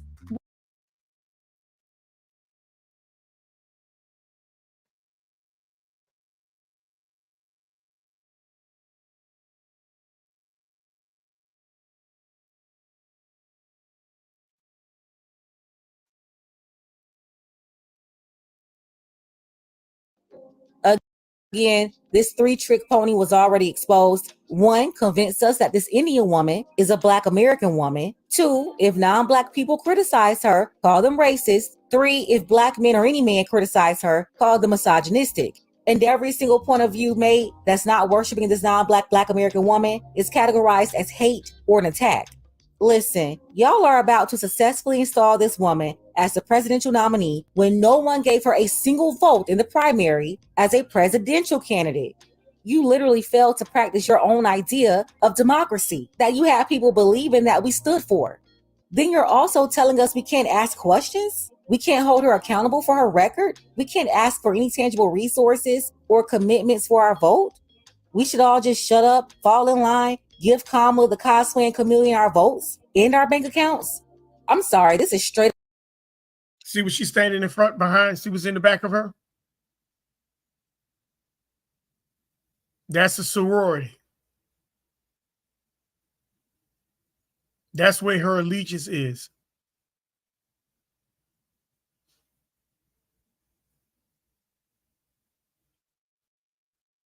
And most of you think that when you vote for her, her allegiance is going to be to you. You a lie. Straight up robbery on so many levels. Like, seriously, are you crazy? Do y'all think we're all dumb? We're supposed to let this woman become president in 100 days, quicker than anybody else in history, in a complete fast track, rushing us so we don't have enough time to fully evaluate this lady and know what we're getting into? Really? You just go ahead and keep your eyes on the prize, and us strong black men and us strong black women, we gonna watch your 9 and we got your back. So tonight is a testament to that. Why are Black people expected in a few hours or a few days to throw our support behind a woman that's shown us on the national stage, at least for 5 years, that she doesn't support Black Americans? When she was the first Indian woman to hold those offices representing California, she didn't support us. And when she was the DA in San Francisco and the AG of California, she didn't support Black Americans then either. The same woman that will let Black women get knocked off by the police, and she did nothing about it when she had the authority to do so. Yeah, Kamala the cosplaying chameleon, she was top cop then. Cop Mala before she turned into defund the police, and now she's back to top cop again just a couple of years later. No, she didn't have Matrice Richardson's back. Go ask her daddy. That sister got murdered in the desert of California. The police officers did it. And Kamala Harris didn't even help this sister's family. And she was the attorney general.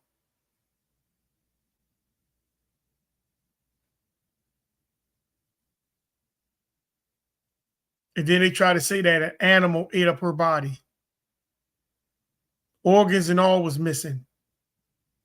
But an animal was supposed to have did that.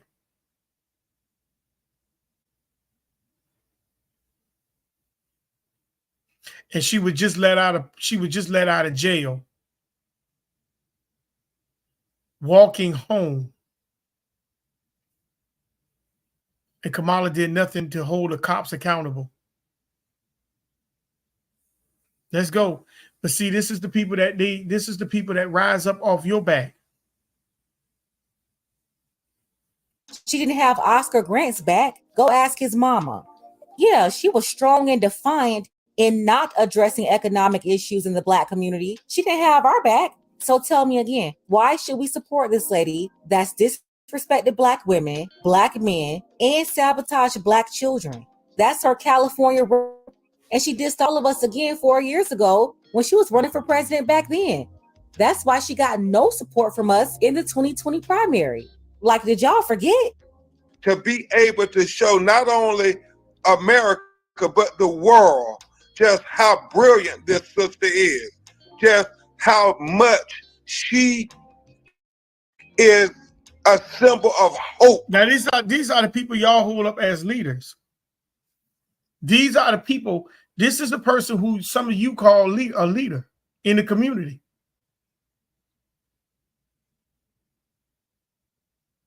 This is who some of you people ride with right here. Benjamin Crump, let's go. Not just for Black people, but all marginalized people in America who have never had the constitutional guarantees fully bestowed upon them. Here we go, Obama 2.0. They already bamboozled us with this in 2008. That was 16 years ago. I know you're not going to try to run change and hope on us again. How was this hope? So I'm not going to sit here and say I'm going to do something that's only going to benefit Black people. No. Yeah, so how is this Indian woman supposed to be hope for Black people? She's not even us. Yeah, girl, I'm out here in these streets. See how they play as you? They play just like they are you. But when it comes to tangibles, they're going to give it to them foreigners because they're foreigners. They're not going to look out for you. That's what it means when it says that they what that saying is they all collab together. Psalms 83. They all confederate together. Why would they, if they confederate and still include you, then that means they're not confederate because you're the target. You're the target.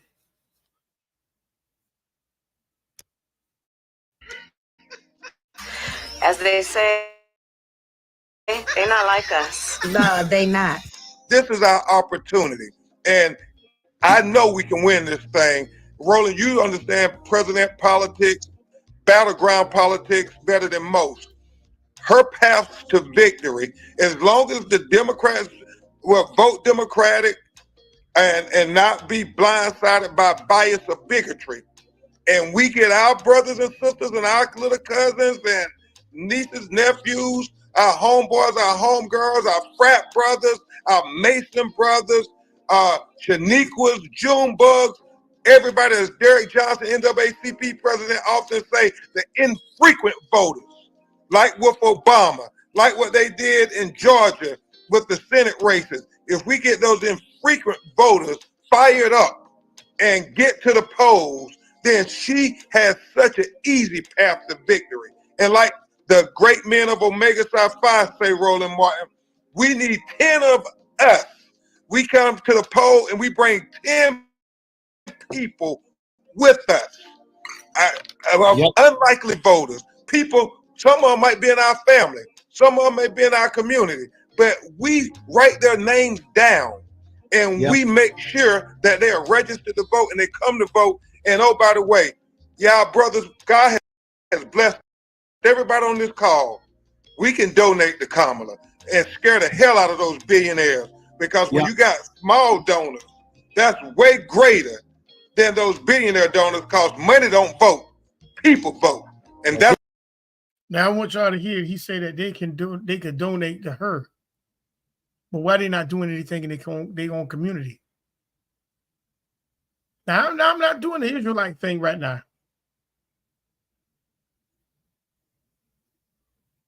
I'm just in general now. We crossed the board tonight. I'm showing you exactly who's your enemy. I'm showing you exactly why the foreigners can come over here and eat up off your back. And you struggle trying to get up off your back. These are the same ones that's telling the people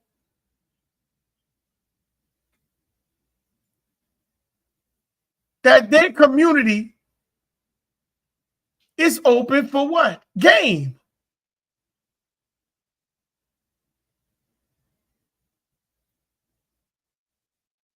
And we wonder why Let's go.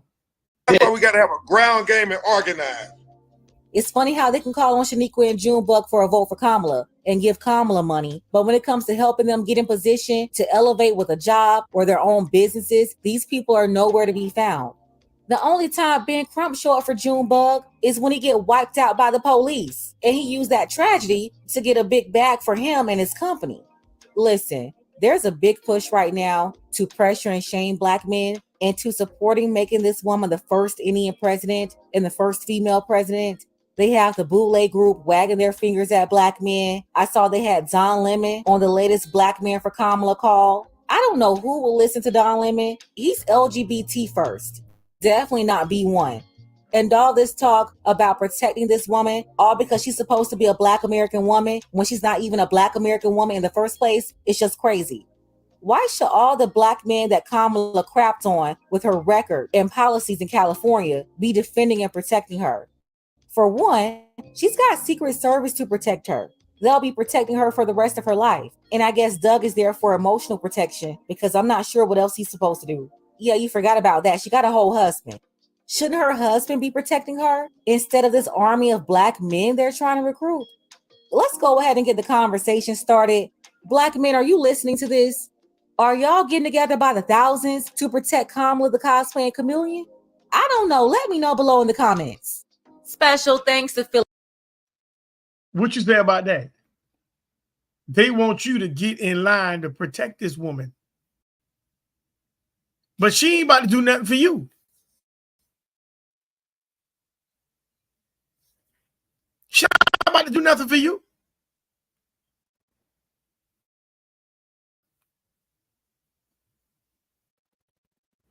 Would you protect this woman?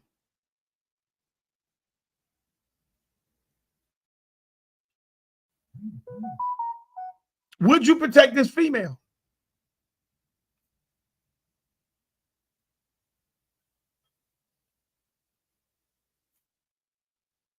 That's my question.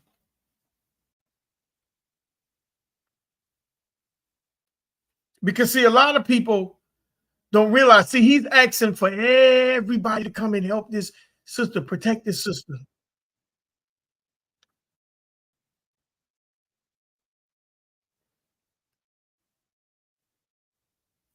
They want everybody to come in and protect this sister.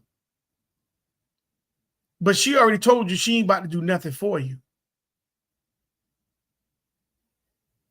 That's what she told you, but she didn't tell the immigrants that. Let's finish up in Hosea. Because you've been swearing an oath. And see, they want you to swear an oath as well. To come vote. And what else? What it got after swearing an oath? And lying. And that's lying again? No, truth was the first one. Lying. See, you don't accept the truth, so you just simply dealing with the lie. What else? And killing. And killing. See? Go ahead. And stealing. Stealing. Go ahead. And committing adultery. Committing adultery. Go ahead. They break out. See, this is in the land. They break out. Go ahead. And blood touches blood. What it means the blood touches blood? They're killing one another. They're killing each other. See, they're not killing the invaders now, they're killing each other. This is what's taking place in the land. This is what's stirring up the controversy. They are killing each other. Because they done linked it themselves on to something else other than the creator. They're not thinking about the creator no more. It's about other stuff. What's the next verse says?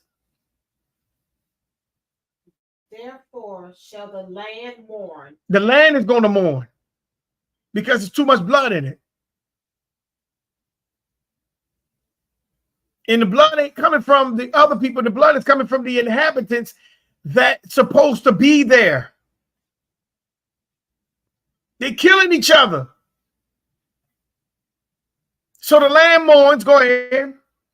And everyone that dwelleth therein shall languish with the beasts of the field. So everyone that's staying in the land is going to be just like the beasts of the field.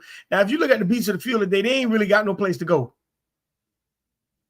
They don't hardly have a place to go. So now they were starting to roam into your place, your area, because they building houses where the animals be at.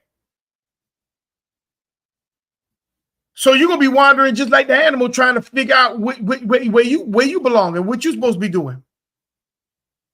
Go ahead. And with the fowls of the heaven, yea, the fishes of the sea, also shall be taken away. They're gonna die. The fish is gonna be died. They're gonna die. Go ahead. Yet let no man strive, nor reprove another. No man should be moving forward and trying to correct another man. Go ahead. For thy people are as they that strive with the priest.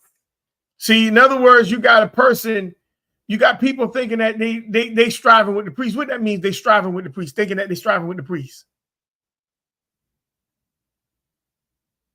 They think they're doing the right thing. Yes, a lot of people will think that. Well, you know what?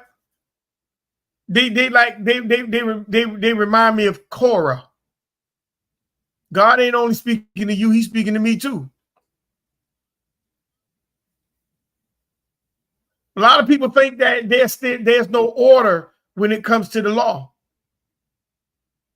It's supposed to be order.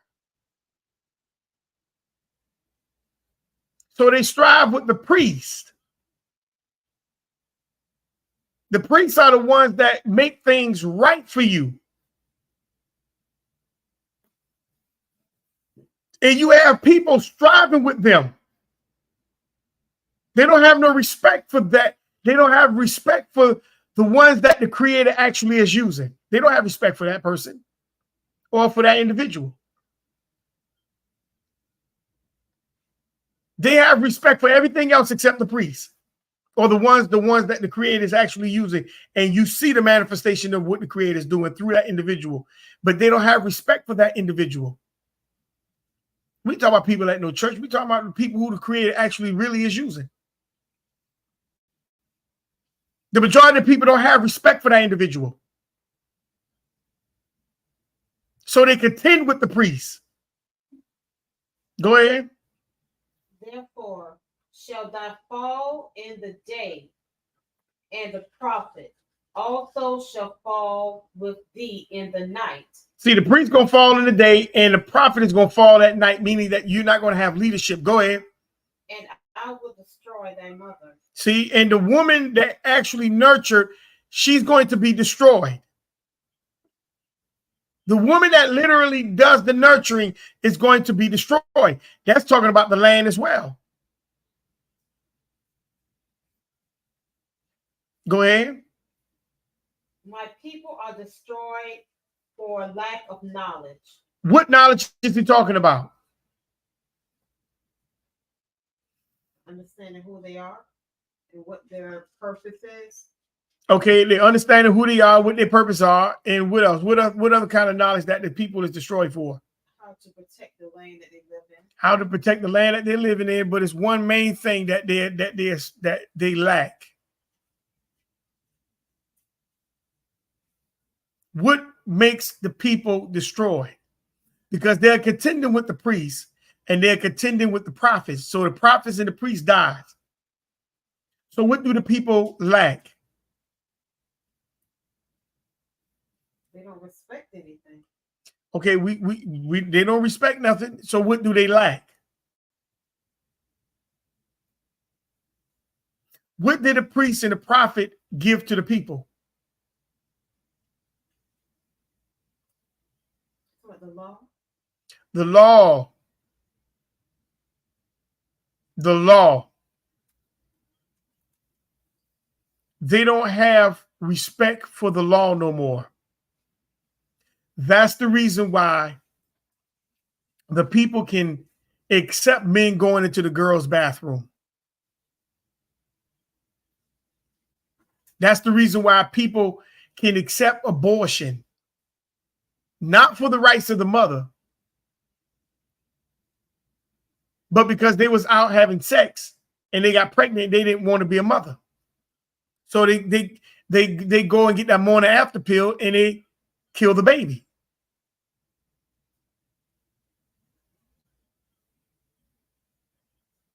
They don't have respect for those that literally follow the law no more. They don't.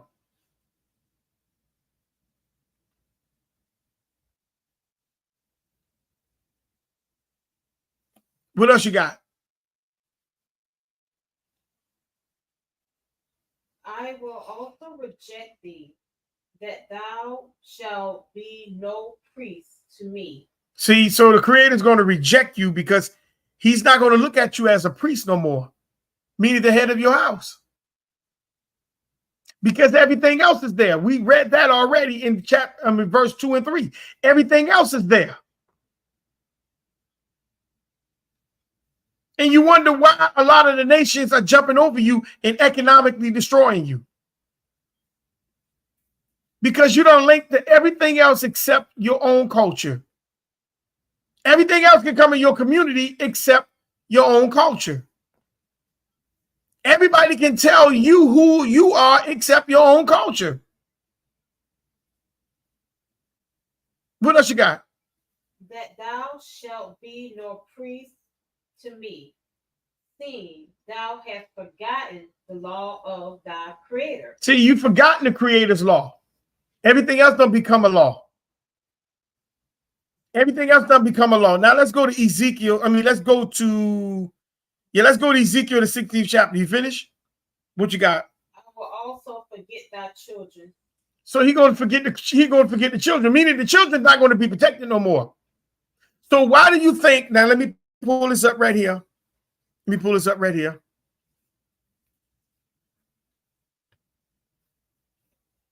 He said he's going to forget the children. Man, go. He said he's going to forget the children.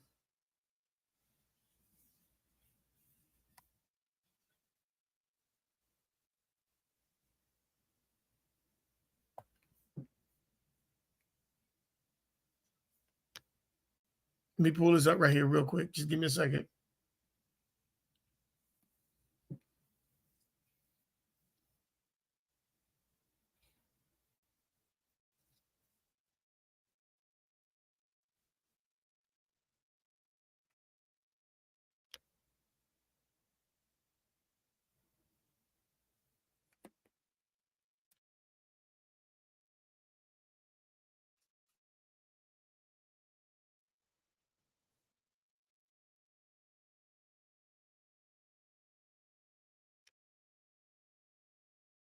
You're going to forget your children.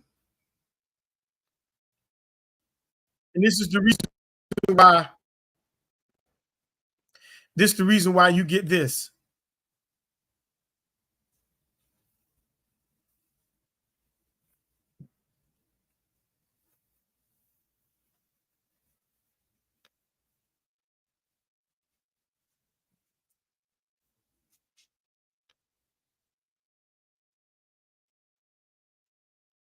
This is the reason why he give you this. I'm not going to play the music for copyright purposes, but fair use, fair use. This is not my material. This is copyright material. I don't claim no rights to this material. But we thank the creator, not the creator, but we actually, this is what they give you. This right here, this is what they give you.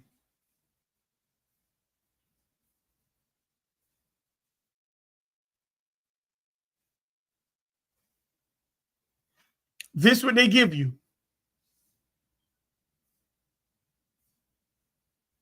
This is what they make you swear to. You would turn away and accept this.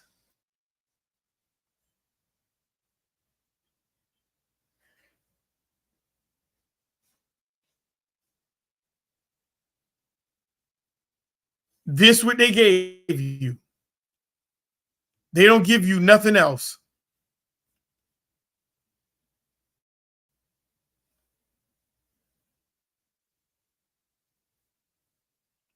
Brother Devontae say, it's hard for people to get back to what they don't know and never knew because of their ancestors. And that's true. And that's why I said a lot of people, a lot of the young people are destroyed because the older people refuse to teach the young people the truth of themselves. They refuse. Family reunion is supposed to be about the truth of the family.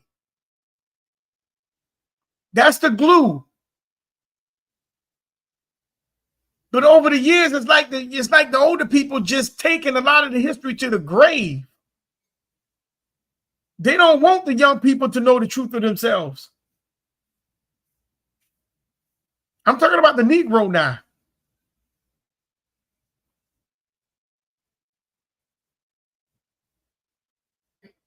So now you become more, how you say it? You know more about Megan Thee Stallion than you know about your own family.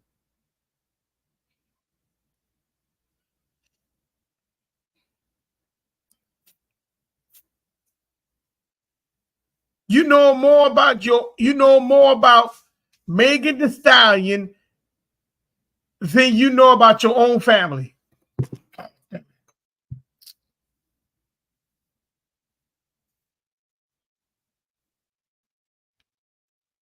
Remember,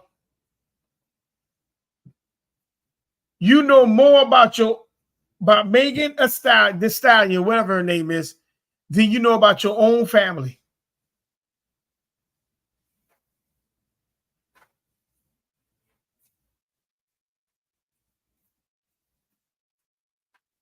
And we think that We think that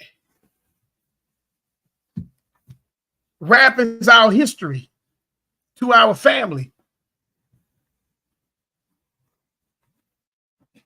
We think rap, that's why she gave you rap, twerking, because that's your history.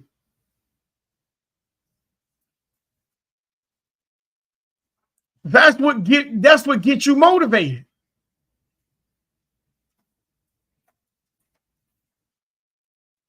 See, everybody got to come up off you.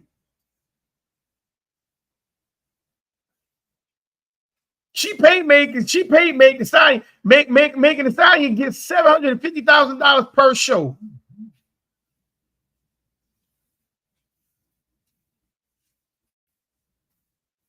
That's what she get. But she said she ain't about to do nothing for you personally.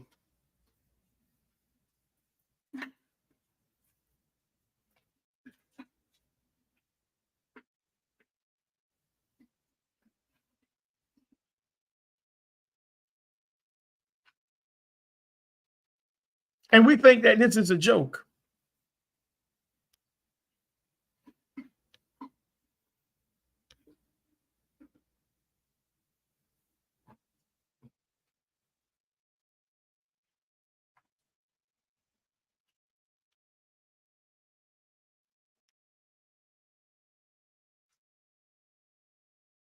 Fair use, fair use.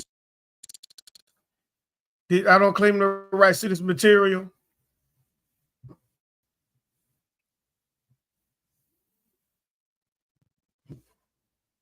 But let's listen to this brother. Destroyed for a lack of knowledge. Man, I'm gonna play a clip in here today that I want you to check out. You know, because I tell you, man, the elites know how to deceive and manipulate the minds of Black people.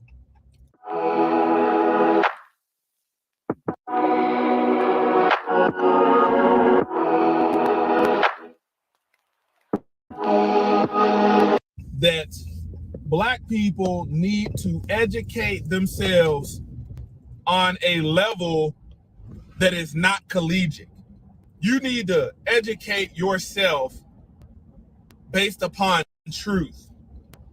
Like, for instance, if you are a Black person studying American history, you would think you're very wise at history, but not realizing that you have forgotten your heritage. They're not teaching you your heritage. They're teaching you a lot of things that have covered up the truth about your true history.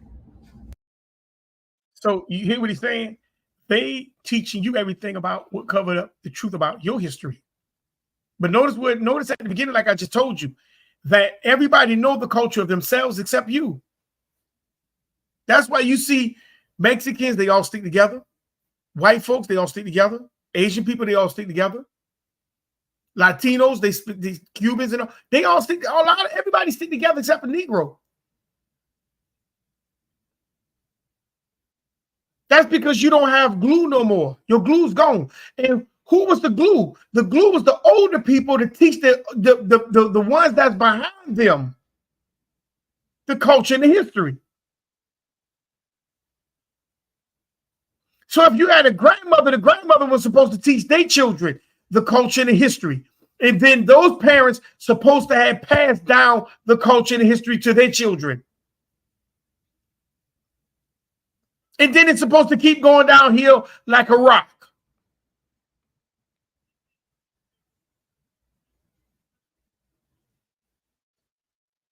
But if you go and evaluate a bunch of so-called Black families, most of the older people never taught them or showed them anything about themselves.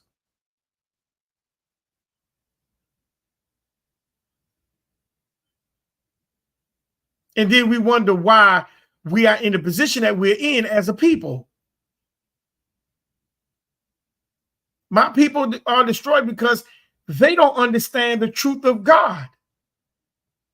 They don't know nothing about the Creator. They don't swear themselves to everything else except the Creator. So now church become a god. Organizations became a god. Jobs became a god. 401ks became a god. We swear to everything except the true things that we're supposed to be swearing towards. But let's keep going. You know, biblically, we don't see anything about race. We see nationality. You know, the heathens, the non-Israelite, non-Hebraic speaking nations, Gentile. You see, you know, this is when you see Caucasians. You're looking at a term that stems from the Caucasus Mountains. But realizing that we are in the land of captivity, we are in exile, you know, told to live set apart, told to study to show yourself approved. You might want to start looking into a lot of the stuff that you have been taught to believe is correct for you. For one thing, go back and look into who wanted to keep, go back and look at which political party, Democrat or Republican, wanted to keep the slaves enslaved. And then look at which party wanted to free the slaves. Hey, peace, brother Emmanuel. Shalom, shalom. Happy Shabbat to your family. Thank you for joining me. Thank you for joining me. I'll make sure when you come into the building, you press that like and subscribe button if you haven't done so as well. Peace. Hey, thank you for joining us, brother Emmanuel. The brother is telling you something on profound. What party wanted to keep the slaves? And what party wanted the slaves to be free? Because there was a party that wanted the slaves to be free. Now, the first thing they think about is slavery is to talk about the so-called Negro. But the Negro wasn't only slaves.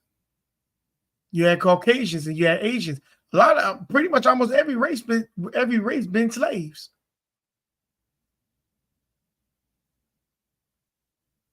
But the first thing we'll say, oh, see, that don't have nothing to do with the law. But I just read in Hosea where he was talking to the inhabitants of the land. He was speaking to Israel, but he said the inhabitants of the land. That means there was more than just Israel there.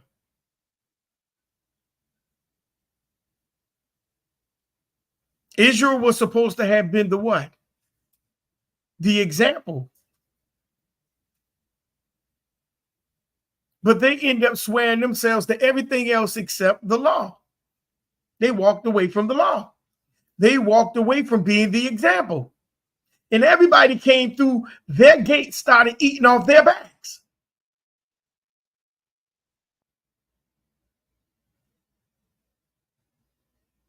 And when they came in, when they allowed these people to come in, what you think? You think they was just going to come in and say, we been it out next to the Creator? They brought their culture. On agenda. Yeah, on agenda.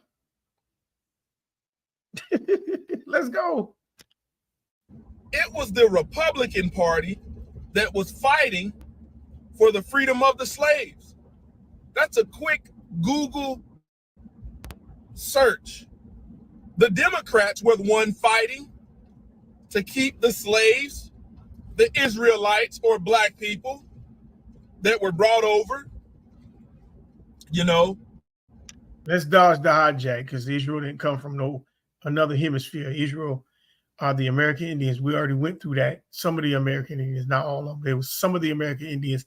That's what Eber means. Ibra means the one who wear the head feathers of the dove. Let's go. Keep them in bondage. Keep them in captivity.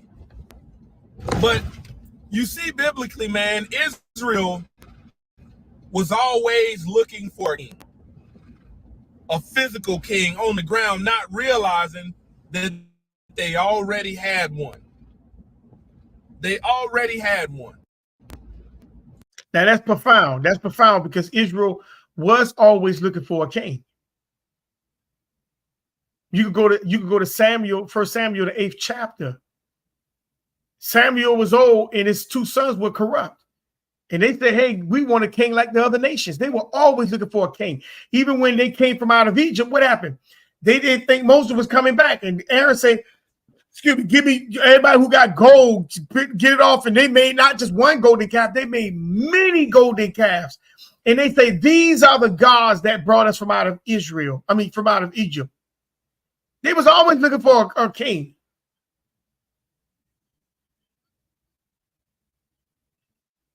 Just like today, you got the so-called Negro looking for someone to save them.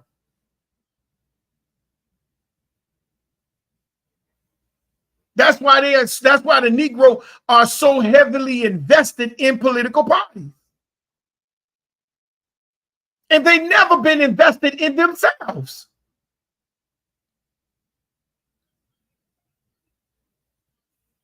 And that's why we keep failing as a people. For the same exact reason. And they steady showing you right in your face. They're not trying to do nothing for you. But then we join these organizations and we raise money for these political parties.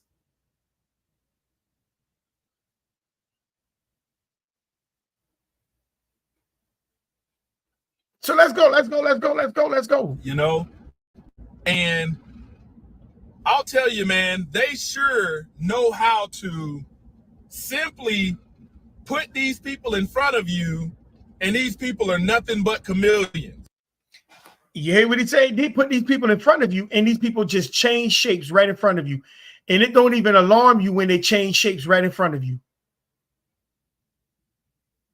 They shapeshifters. They mind manipulators. Let's go. You're gonna find something out when I play this clip. I'll tell you, I've known it for a minute. You know, that I'm not giving somebody my vote just because they're black. Flat out, because you got a lot of heathen-minded black people. What does that mean? You've adopted the mind of the heathen, of being lawless. Why we're not, if we are under captivity, Ezra was a part of the political party. Nehemiah was a part of the political party. Moses was a part of the political party. Joseph was a part of the political party. Daniel and the 3 Hebrew boys was a part of the political echelon. Why is it that we don't raise nobody up to be spokesmen for us in this corporation? We'll say, oh no, see, the corporation is wicked. What, don't you think what Daniel was in wasn't wicked? How about Moses? How about Ezra and Nehemiah? You don't think those were wicked kingdoms? But we done sat on the side and we done let all these people from overseas done come over here, and now they look like you. They got they swampy and they got the melanation like you, and they get right into these positions and they speak for you. And none of them have your interests because they're not you.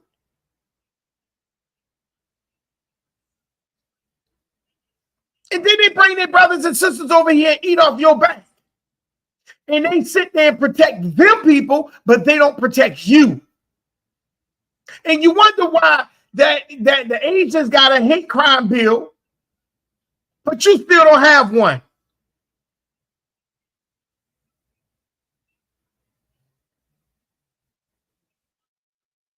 And then this sister got shot by the police straight in her face. And we're supposed to be outraged at the police. But hold on. Why are we getting outraged at the police? Now he's supposed to have got locked up. But why nobody is not mad at Kamala Harris and Joe Biden for not giving a hate crime bill on the federal level for the so-called Negro?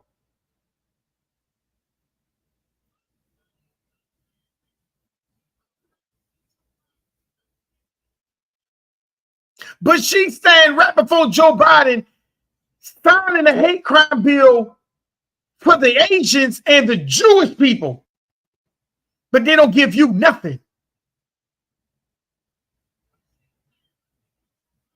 You remember I told you to eat off your back? They eat off your back. And we don't see nothing wrong with that.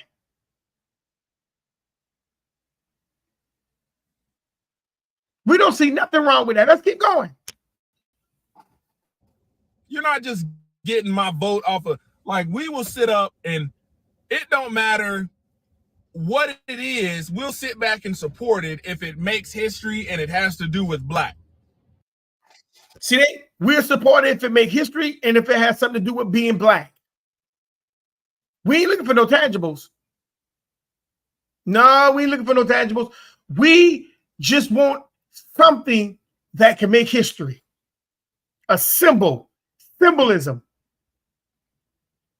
But we don't want nothing to protect the community.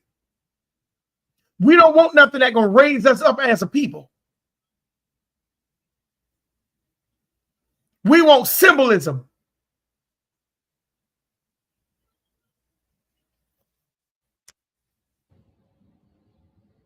We'll get behind it.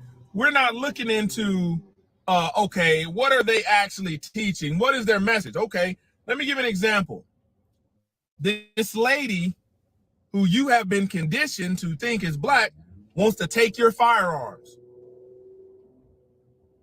You know, this lady is in support of you not having any ability to protect yourself. This lady cannot answer questions pertaining to, okay, why have these gun laws that you have enforced? Why, when we look at one of the strictest cities as far as gun laws, have the highest crime rate? If the gun laws were supposed to stop that. It's questions they can ask. You need to ask yourself these questions. Why do they want to take all the guns? Why do they want to take all the guns? You know, if that's not what the people want in a democracy, the true meaning of a democracy, you need to look up, and it seems like it's a small group of people making the decisions. Is it even a democracy? Or is that just or are these just the figureheads of a republic? I tell you, man, you have to truly discern these people. Truly discern. Biblically, you have the righteous, the elect. Worldly, you have the elite. The word says, and they will even try to lead astray the very elect, the righteous, the chosen by the Most High. Man, I'll go ahead and play this clip. That's all I need to say, man. But the word does say my people are destroyed for a lack of knowledge. And the information is out there. You just have to be willing to seek it. So I'll roll my normal intro, let the video play. You live here. This is so nice. Are you stressed for making Indian food? Oh my God, you do it. It tastes just, oh my, you have no idea. This is how my mother kept all of her stuff. This is so funny. I told my dad I was like bringing over the stuff from the store. He's like, obviously I put them in Taster's Choice. But this literally was how my mother kept all of this stuff. It's so funny. What is that? Do they tell each other about it? Hi guys, it's Mindy. I'm here in my kitchen, and today we are cooking, but we have a very special guest. Very special. Senator Kamala Harris. Hi guys. Wait, so here's what I want to know. Okay. Is it respectful to call, like, I should be calling you Senator Harris, right? No, you should not. That's not on my birth certificate. Okay. Call Kamala? Yes, please. Okay, because the Indian in me, I feel like my parents, Just my don't dad call will me- watch this. Just don't call me auntie. Okay. I won't call you auntie. They'll be like, how could you call her by her first name? She's worked so hard. Okay, so what we're going to cook today is an Indian recipe. Yes. Because Yes. you are Indian. Yes. Yes. Okay, and I don't know that everybody knows that, but I find that wherever I go and I see Indian people at the supermarket, on the street, everyone's like, you know, Kamala Harris is Indian, right? It's like our thing we're so excited about. to have you running for president. Yeah. So we're both Indian, Yes. but actually we're both South Indian. Yes. You look like the entire one half of my family. Okay, thank you. You do. I've been telling people You we're do. related already, Yeah. so this is Uh-huh. perfect. It's basically true. For the last week, we've been told to shut up and vote for Kamala because she's black, Is protect her. We have to protect her. instead of looking at her policies and what she's going to do for Black Americans. Well, more and more people are starting to realize Kamala the Cosplaying Chameleon is not Black American. She's a non-Black American, Canadian Indian, Irish daddy born in Jamaica woman. And when she was elected to the Senate a couple of years before she ran for president, well, I don't have to tell you, here it is. I mean, look at this in 2016. They promoted her as Indian American, from American media all the way to India. Shout out to our brother Kwame Brown. He had Judge Joe Brown on. And all I got to say is, it's a reason why they're trying to rush this woman through, without people really knowing what she's about. We're going to get into it, but first, take a second to make sure you're subscribed to the channel and click the notification bell for all When they updates. say she's an Won't waste Indian, she agreed. Yeah. But why they calling her a Negro? I mean, an African American. Why are they trying to say she's you?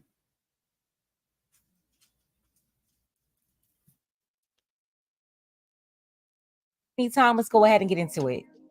Yeah, well, it's like this. Oh, we got to go support the sister. We can get a black woman in the White. No, you're not getting one. Her daddy says his entire background is either Caucasian Irish or Caucasian Hindu.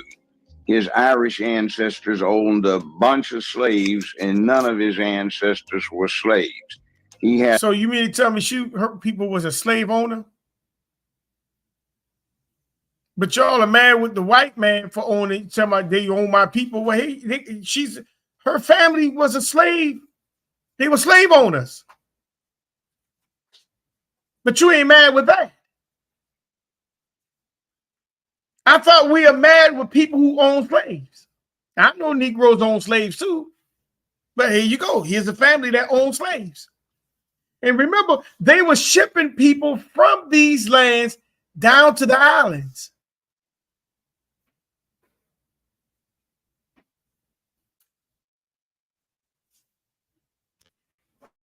As a grandmother who is a dark-skinned Hindu who was a house servant.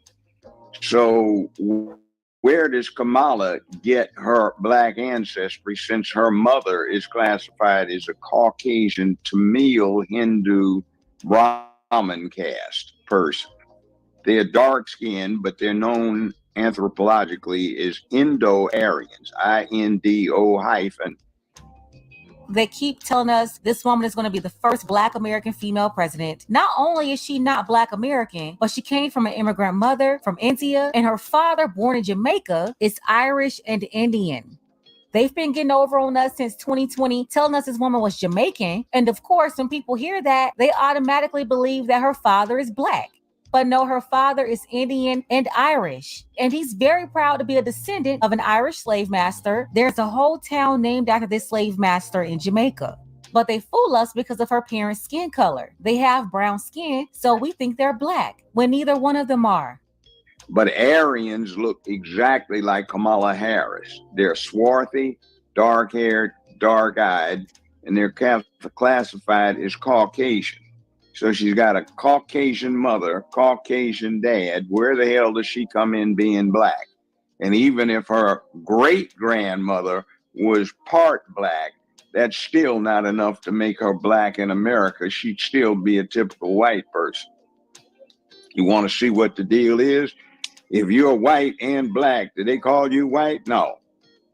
They call you Black, or that other N-word. If you are Chinese and Black, they don't call you Chinese, they call you Black. But she's supposed to be Hindu and Black, and what do they call her in her own community? Hindu. So yeah, she's lying. She went all through California being district attorney of San Francisco. Then she became attorney general for California, Asian. That's classified as Asian, Hindu. That's from India. Asian Hindu all through California. Now she's black. She went to Howard. Yes. She's an AKA. Yes. But that doesn't make her black. She grew up in Canada. Her yearbook that you can find online if you want to go spend the time looking it up, in which she published when she had some things going on in California, it says she went from kindergarten through 12th grade in Canada. She lied about being bused in elementary school because she never went to elementary school in San Francisco. And it was not only that, but you also worked with them to oppose busing. And, you know, there was a little girl in California who was part of the second class to integrate her public schools. And she was bused to school every day. And that little girl was me. You see how Joe Biden look at her like, you was bused? Look how Joe Biden looking at her. He's a liar.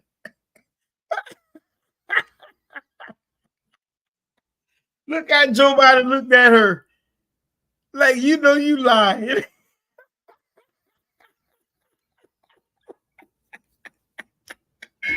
Biden turned and looked at her like, who?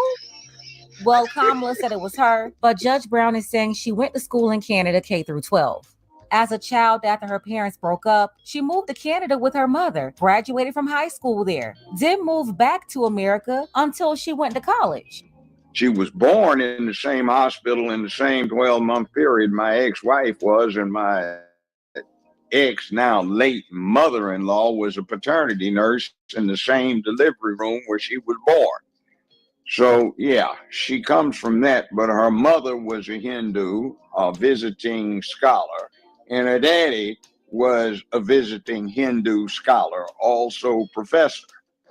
So how does she become from that background? She becomes a black woman. She's not. She's a fake. She's been faking her whole damn life. And now Kamala, the cosplaying chameleon, is trying to fake her way to the president of the United States. That's what's happening right now. She's fooled everybody for the last 4 or 5 years, cosplaying as a black American woman. So this is the problem, family. We got people be playing right up among us, and we don't realize what has actually been taking place. Now let's go to Ezekiel. We're going, come on, thing, you got to stop this. We're going to go to Ezekiel, the 16th chapter.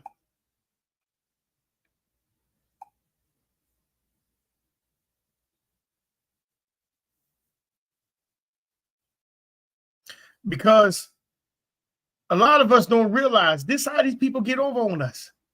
They are swarthy. Their hair look somewhat like yours. They light skin, some of them are dark skin. How you think you got conquered? By the white man? You got conquered by looking at you. You got conquered by people. Some of us got conquered by people that look like Kamala Harris. This what they did. They conquered you.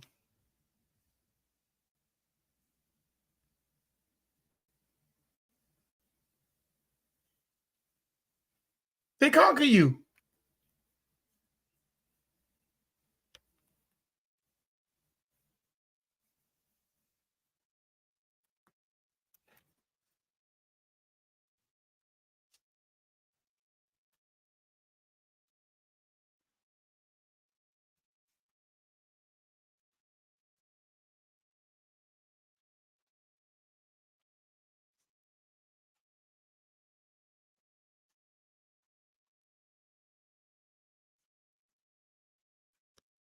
Let's check this video out. We're going to hit Ezekiel 16 and we're going to leave it right there at that point. Let's check this out. Y'all think it's a joke about these people coming here?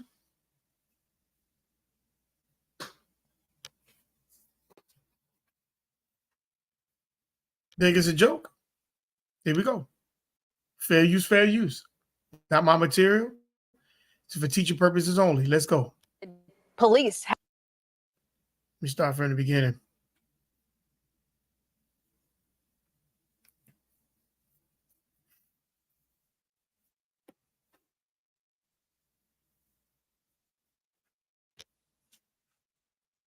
So let's ride.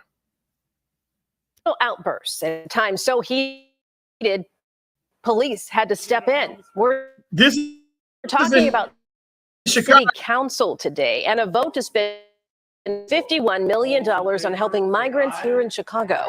CBS 2 political investigator Dana Kosloff was there for all the action, and Dana, strong feelings all around. At the bottom. I want y'all to read the caption at the bottom. It says, council approves $51 million for migrants. This is in Chicago, family.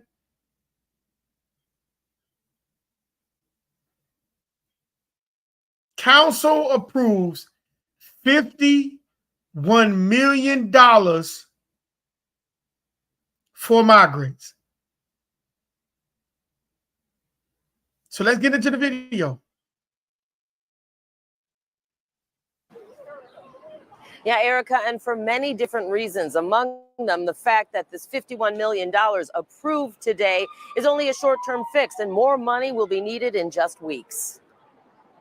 More money will be needed. Where do you think the money coming from? Where do you think the money coming from?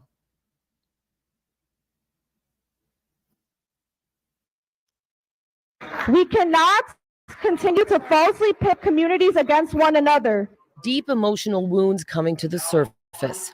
As Black people who have been hurt continuously by the city and country it loves, it ain't our responsibility to take care of everybody else.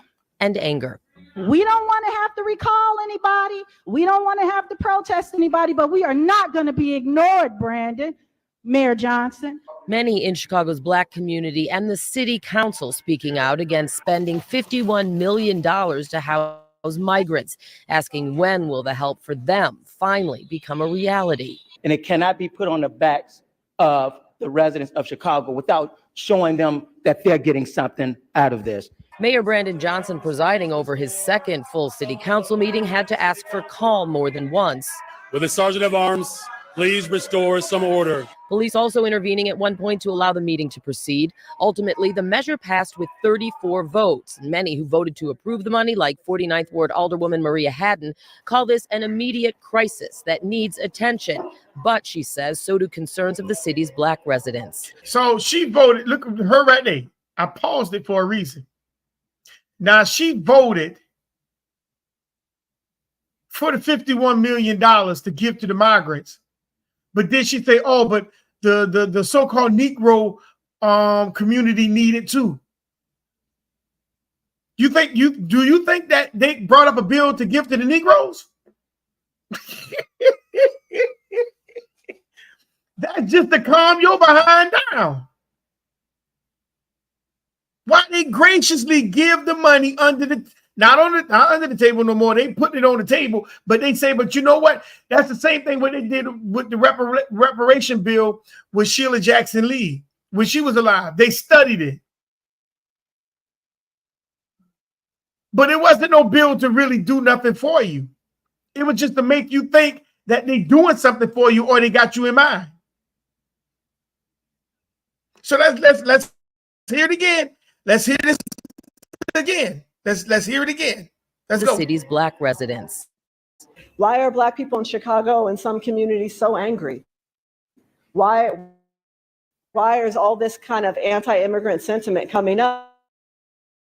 And I want to explain to folks, it's because if we cared as much about Black people and had over the decades as we do about everyone else, we wouldn't be here. But the money from a 2012 1 month.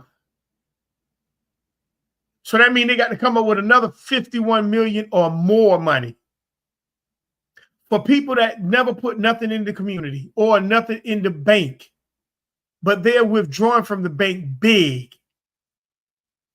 And the bad thing about it, you can't even get it.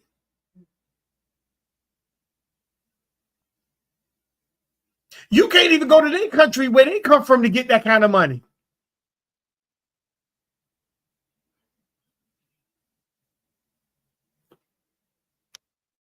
Older people say it's time for a long-term plan and some state and federal help. With that, should taxpayers be concerned?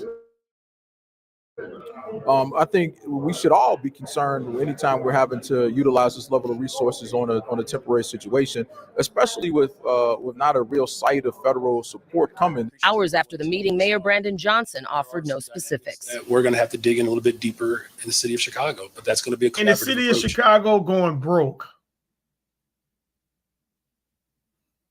And who you think they're pulling that money from?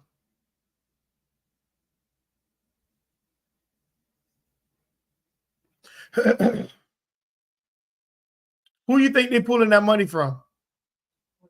The so-called middle lower class Social Security, retirement funds. Retirement funds, Social Security, and who else?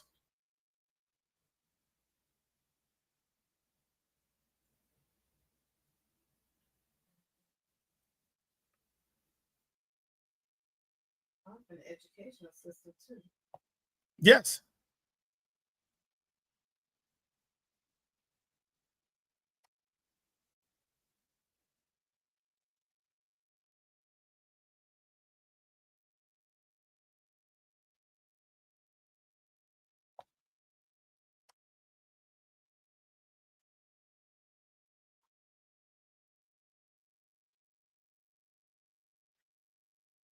This is the problem.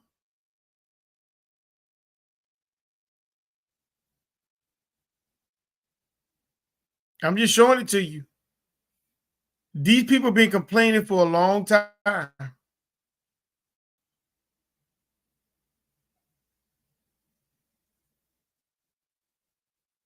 These people have been complaining for a long time. And these people have been taking resources out of the community.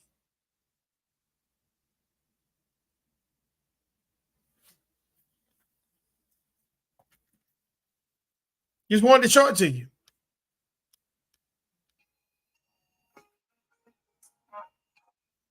Now let's go to Ezekiel, the first chapter. I mean, the 16th chapter. We're going to start at verse 1.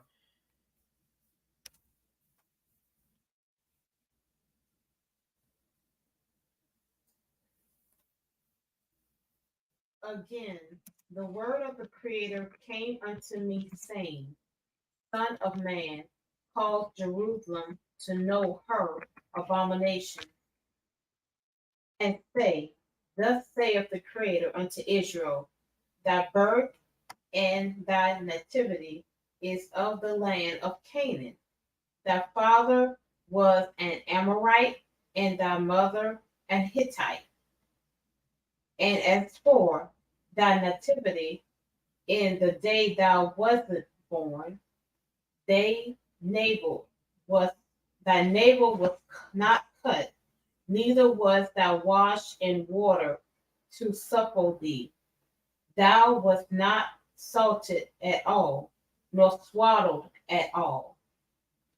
None I pitied thee to do any of these unto thee, to have compassion upon thee, but thou wast cast out in the open field to the loathing of thy person in the day that thou wast born. Yeah, keep going. And when I passed by thee and saw thee polluted in thy own blood, I said unto thee, when thou wast in thy blood, live. Yea, I said unto thee, thou wast in thy blood, live.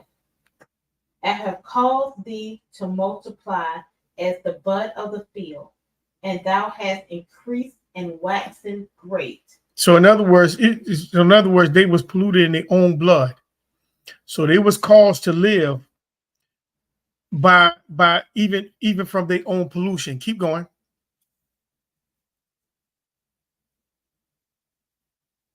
What verse you on? 7. Mm-hmm. And waxen great, and thou art come to excellent ornament.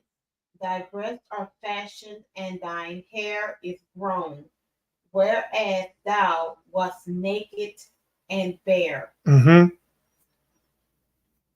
Now when I passed by thee and looked upon thee, behold, thy time was the time of love.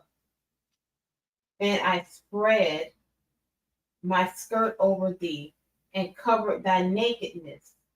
Yea, I swear unto thee and enter into a covenant with thee, saith the Creator, and thou becamest mine. So he made a covenant with Israel. He protected Israel. He covered Israel, and now he came in. He's now bringing them into the fold. Go ahead, verse 9. Do you need me to read? Then washed I thee with water. Yea, I thoroughly washed away thy blood from thee, and I anointed thee with oil. I clothed thee also with broidered work, and shod thee with badger skin, and I girded thee about with fine linen, and I covered thee with silk. Go ahead. I decked thee also with ornaments, and I put bracelets upon thy hands, and a chain on thy neck. And I put a jewel on thy forehead, and earrings in thine ears, and a beautiful crown upon thine head. Thus wasn't thou decked with gold and silver, and thy raiment was of fine linen, and silk and broidered work. Thou didst eat fine flour and honey and oil, and thou wast exceeding beautiful, and thou didst prosper into a kingdom. So in other words, the Creator had brought Israel. He brought Israel back up. He gave them all kind of fine things. He decked Israel out, and now they are in their own kingdom. Go ahead. And thou renowned went forth among the heathen for thy beauty, for it was perfect through my comeliness, which I had put upon thee, saith the Lord God. So the Creator, so Israel went among these nations, and the nations saw how perfect Israel was put together. They saw how beautiful Israel was. Okay, go ahead, verse 15. But thou didst trust in thy own beauty, and playest the harlot because of thy renown, and pourest out thy fornications on every one that passed by. His it was. So Israel played a harlot. They played a harlot. And they played a harlot by everyone that passed by.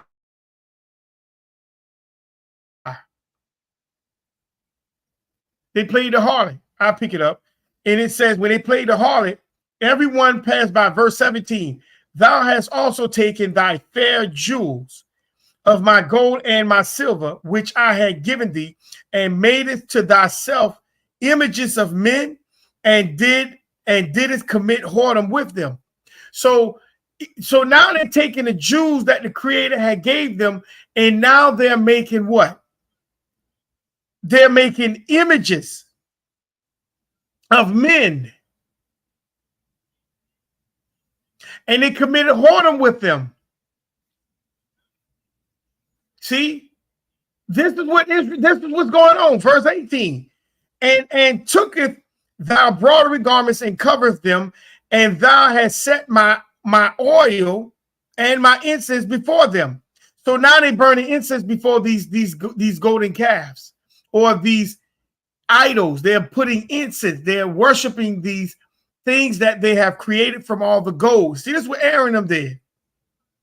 Verse 19, my meat also, which I gave thee, fine flour and oil and honey, wherewith I fed thee, and has even set it before them for a sweet savior. And thus it was, says the Creator. Moreover, thou hast taken thy sons and thy daughters, whom thou hast born unto me. See, we think these are our children, but the Creator said he gave you the children. Those who have children. Those children belong to the Creator, which is born unto me. And these hast thou sacrificed unto them to be devoured in this day. I mean, is this of thy whoredom a small matter? When you give your child over to an idol, is it a small matter?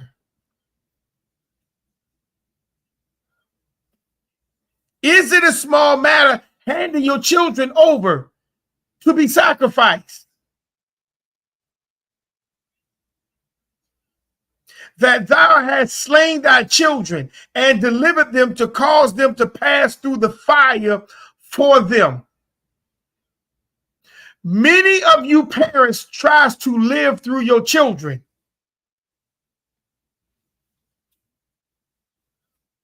And you try to get them to do the things you never accomplished or completed in your life. That's passing through the fire. How some of you will allow your children to join. Your children would join these sororities, fraternities. You'll get them to come in and join Freemasons, Eastern Stars. They would join these churches and become astute in these churches. And now the church becomes their life.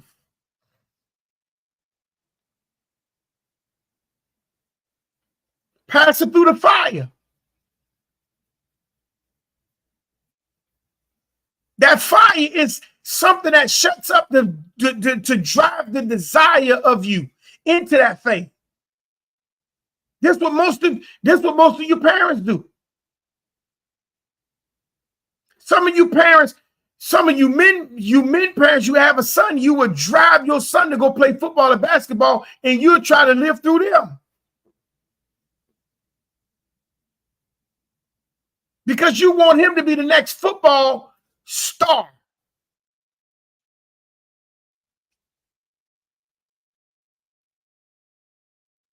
This is what happens. You teach your child how to pass through the fire. But you won't teach your child the culture.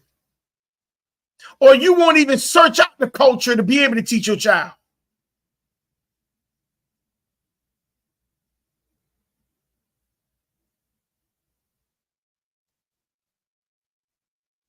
So let me go verse 21 again. And it says that thou hast what? Slain my children. You have slain the Creator's children. How do you do it? You don't have to physically kill a child to be able to slay a child. You just refuse to learn the truth of you so you can teach your child properly. You let an education system train your child, teach your child, raise your child. And you know the education system is lying to your child because you know the truth about you, but you refuse to even challenge the education system.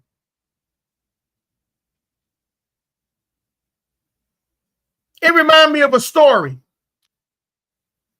that a brother, this brother, he was a reporter. And he heard about, this is a true story. He heard about, I think it was someplace, I can't just offhand right now remember the state, but they was having a problem in their school district.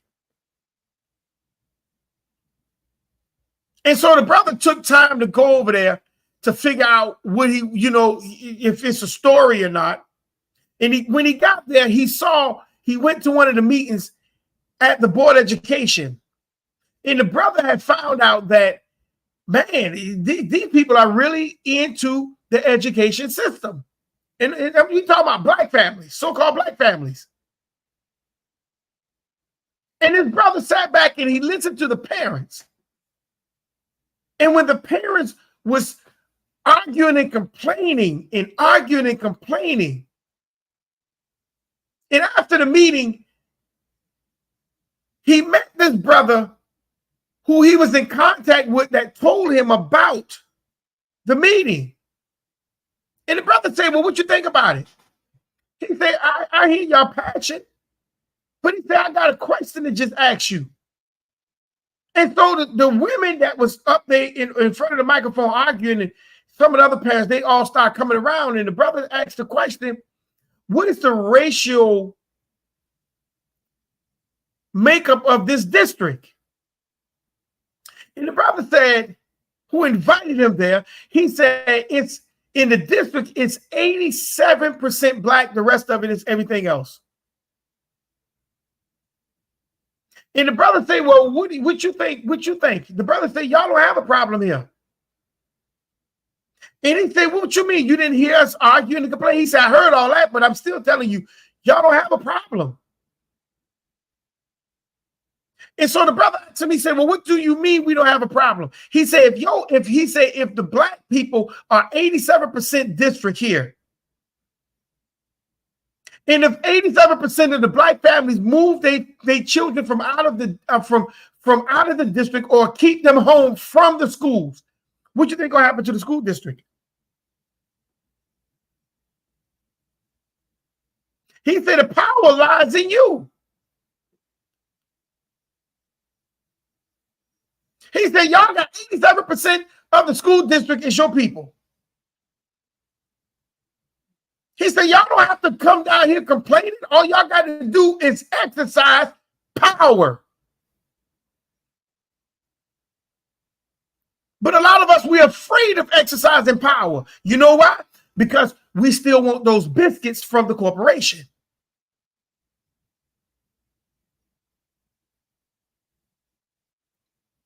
We don't want to turn off that spigot. But at the same time, they bringing in these foreigners that's eating from off your table. And then when they get up from eating from off of your table, you don't accept them, but they leave from out of your community and they don't even come back to contribute back to your community that helped them get up on their feet. And if they do come back to your community, they coming back to your community to take over.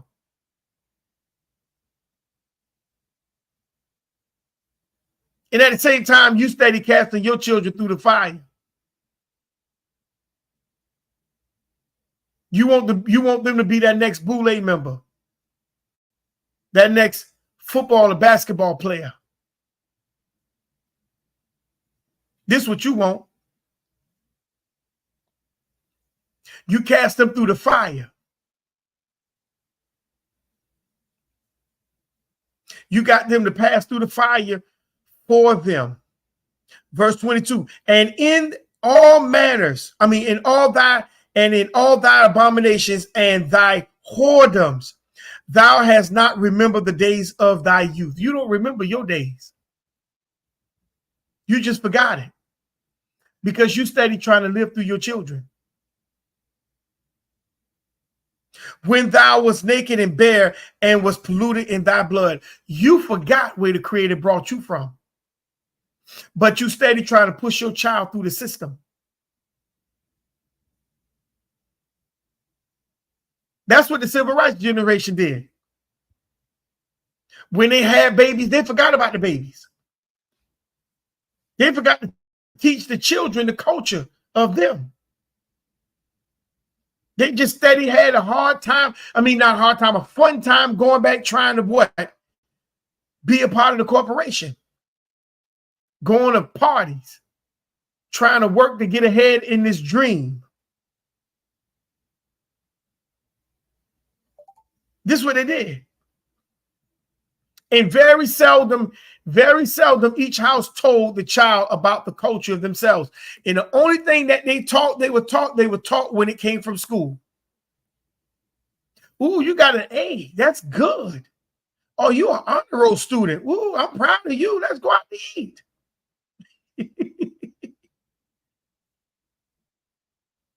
You got that plaque sitting on your wall that your child did good. Did good in what? A lie? And it's like we don't even care that the Board of Education just lied to our children and lied to us. It's like we didn't care. It's like school was the thing that got us away from our parents so our parents can have a what? They can lay down and just relax. You remember that song? I mean, you remember that commercial, Calgon, please take me away.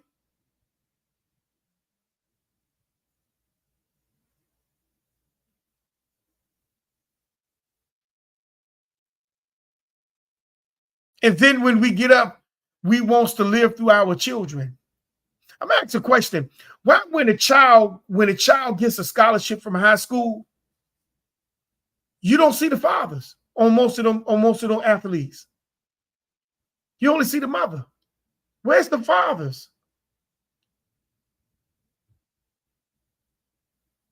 Nobody challenges that. Yes, they got a good talent. But why most of the so-called black students in high school, when they get these scholarships, you don't hardly see the father to these events? Why?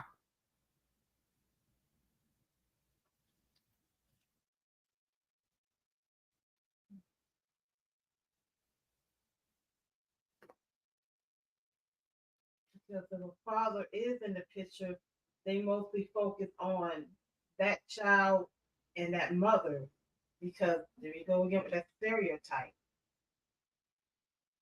Single, what's called one single parent household. Most of the so-called black families are single parent households. Not all, but most of them. And we say, well, I see something wrong with it, but most of the time we don't do nothing to try to correct it. So we try to live through our children. So verse 22, and I'm coming to a close. And it says, in all thy abominations and thy whoredoms, thou hast remembered the days, thou hast not remembered the days of the youth. You forgot where the Creator brought you from. You forgot about your hardship, but you're not thinking about your child. So you're trying to push your child through this corporation. And the first thing we tell our children, you got to work twice as hard as the white man, as that white child, because that white child is going to be accepted greater than you. But my question is, if I got to work twice or triple hard as the white child or the Asian child, why are we still a part of this system?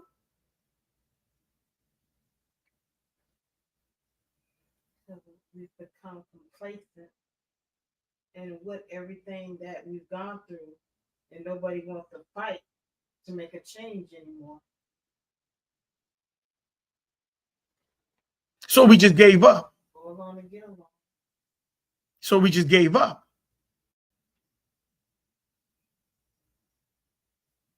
If I got to fight harder than the next man, not saying that there's something wrong with it, but why is it that I always have to fight harder? But just like if I say I'm an Indian, I'm a full-blood Indian, I got to prove that, but nobody else, no other race has to prove who the hell they are except a Negro.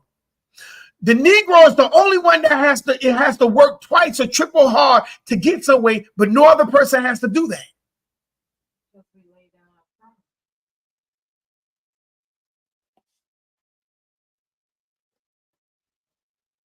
So how do you expect for anybody to take us seriously when we denounce who we truly are and we start saying we're something that we're not? People are like, well, you don't even know who you are, so why should we take you serious? They can't take you serious. That's why Kamala Harris gave you Megan Thee Stallion, shaking her ass.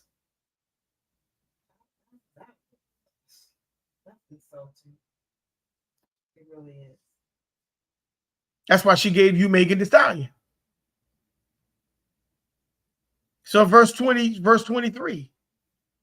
And it came to pass after all thy wickedness, woe, woe unto thee, says the Creator. Notice it has two woes. Because it's getting sickening to the Creator.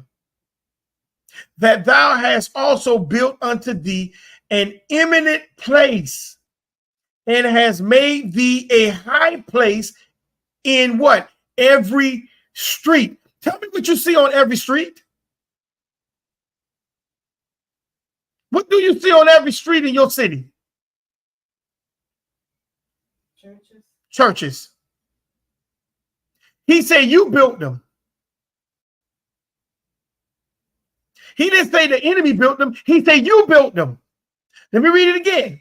He says, and it came to pass after all thy wickedness, woe, woe unto you, says the Creator, that thou hast also built unto you an eminent place, and has made thee a high place in every street. He said, you built these things. An eminent place. What the word eminent means?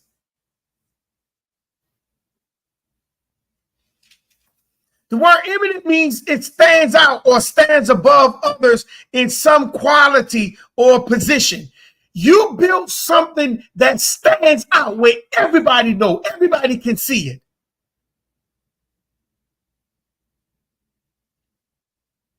And those are churches.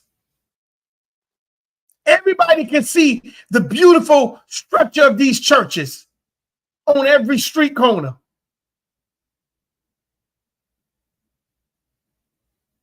He said, you built it and you made these things stand out.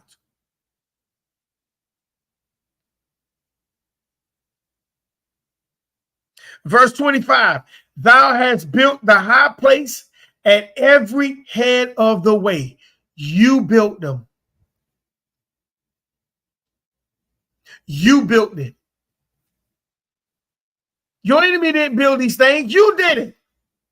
Your enemy didn't take your children through the fire. You did it. Your enemy did not allow these people to come into your community. You did it. You became your own worst enemy. Your enemy didn't allow, how they say, the infiltration for these other people to come inside your circle. You open it up and allow them to come in.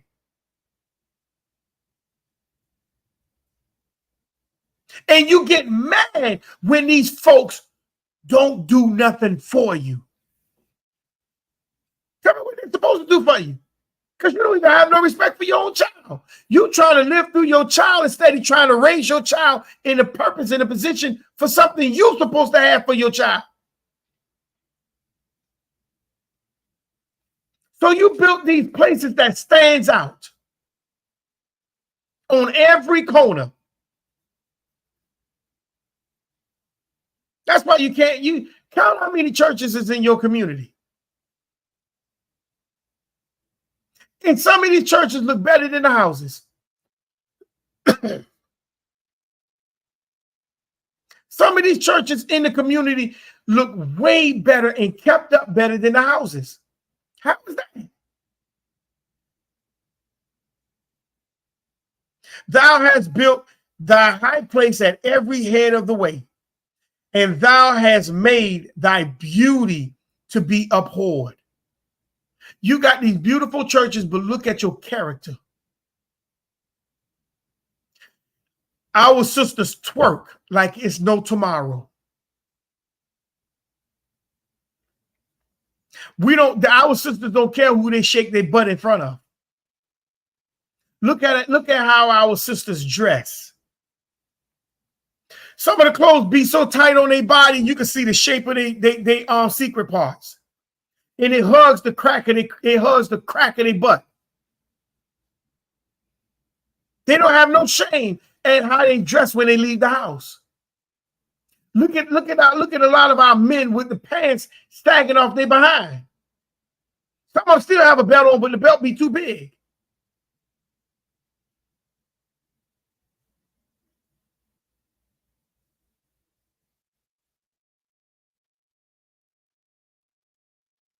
You built these places, but it says that thou hast built the high place at every head of the way, and has made your beauty to be hated.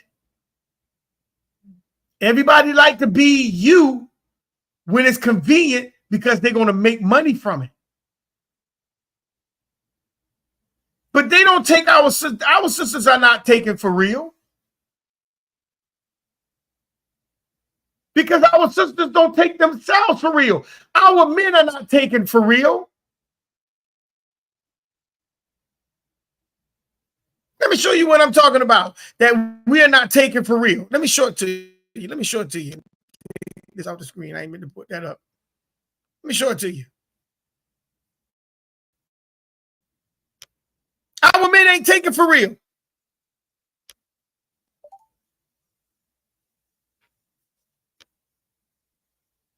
You are looked upon as being weak.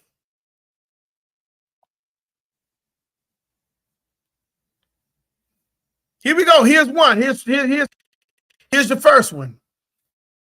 Fair use, fair use. This is not my material. I don't claim no rights to this material.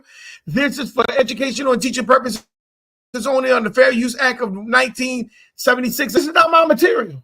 I don't own no rights to this material. So let's go. I'm going to show you. They got you looking weak as a man.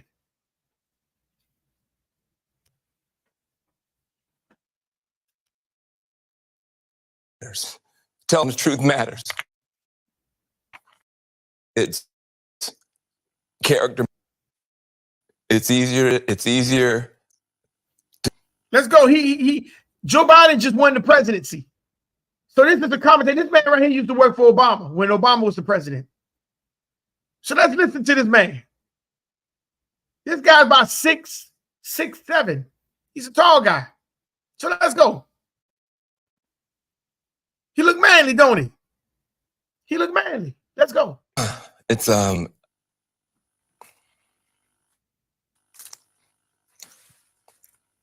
it's easier to be a parent this morning. It's easier to be a dad. It's easier to tell your kids character matters. It matters. Telling the truth matters.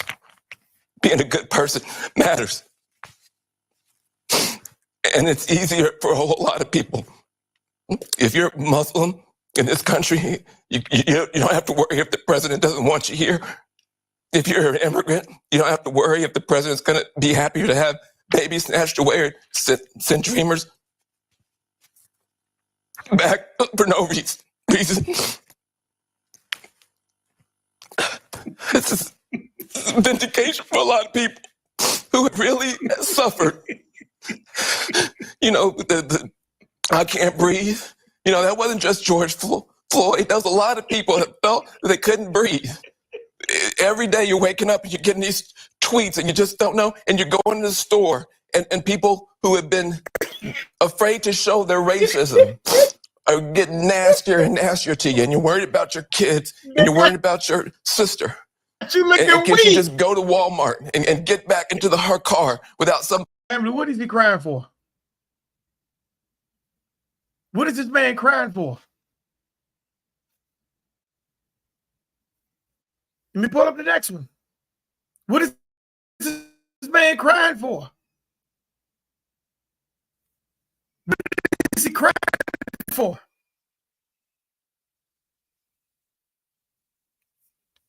Let's pull up the next one.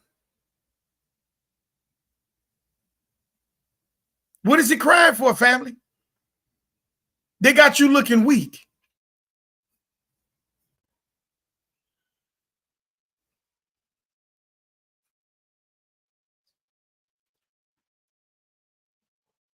Got you looking weak, family.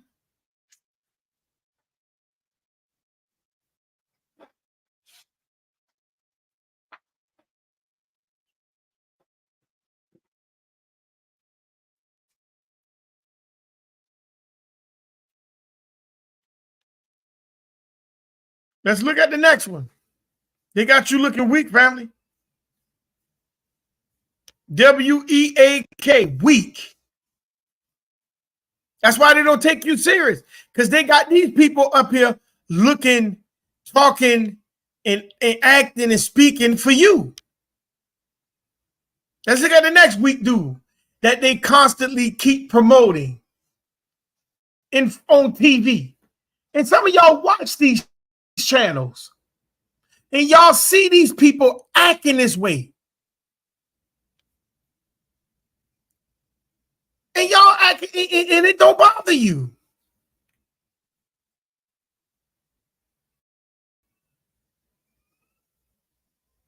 And it don't bother you. So let's go fair use, fair use.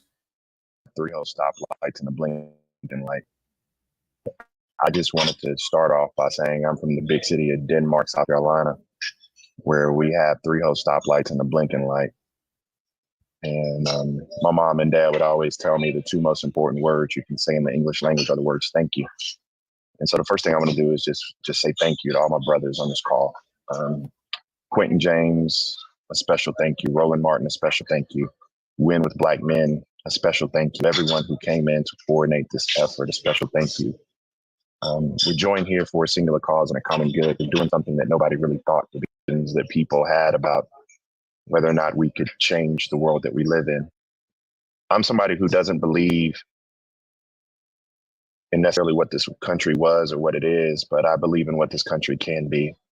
And so I'm here with my undying support for Kamala Harris as the next president of the United States. And the reason being is because many of us who are on this Zoom call, we are head of households, we are fathers, we are brothers, we are boyfriends, we are providers, we are protectors, and oftentimes our voices get muted in the larger political discourse. And I recall a moment in my life where my wife nearly died giving childbirth, and my daughter was sick with a liver disease. We had to have a transplant at 10 months old, Sadie Sellers. And I never forget the first person to call me.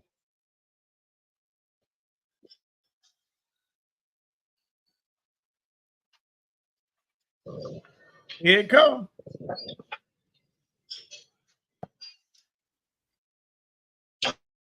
Meanwhile, the first person to call him, who? He's trying to cry, family. He's crying, family. This dude crying. He said the first person. I'm not sure people understand the pain or the suffering that goes along with being a Black man in this country. I'm not sure people understand what it means to stand strong. Crying, family. They got you. I'm not sure people understand what it means to have your back against the wall.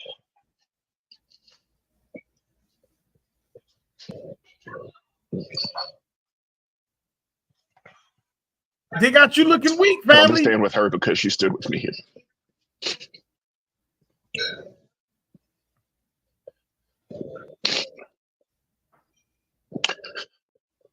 During my darkest moment. There you go, family. When I almost lost my daughter. Meanwhile. When I had to protect my life. When I had to fight for a Black woman in the hospital. These the people they got speaking on TV for you in front of these foreigners. And so now it's my turn. And I really don't care what you all say about there's another Black man crying or this or that or the third. Because every family, these are the people they call your leaders.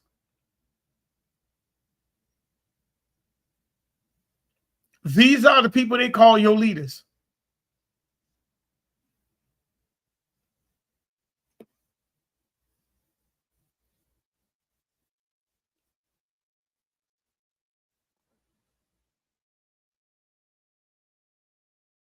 These are the people they call your leaders.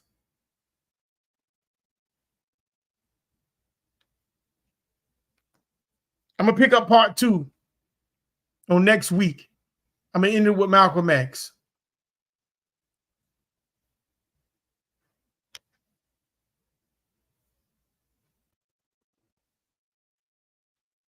I'm going to end it with Malcolm X.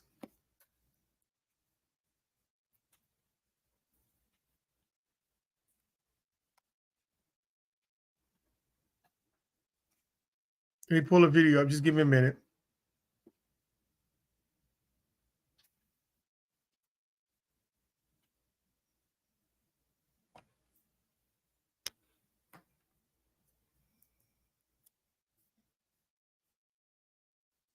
My hair got in my mouth.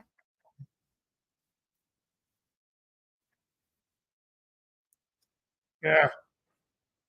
Hair got in my eye.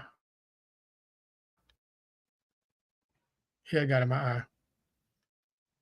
So fair use, family. This is not my material. I claim no rights to this material. I'm gonna play the end of Dane Calloway's video with this Malcolm X point, and we're gonna close out. No, I'm good.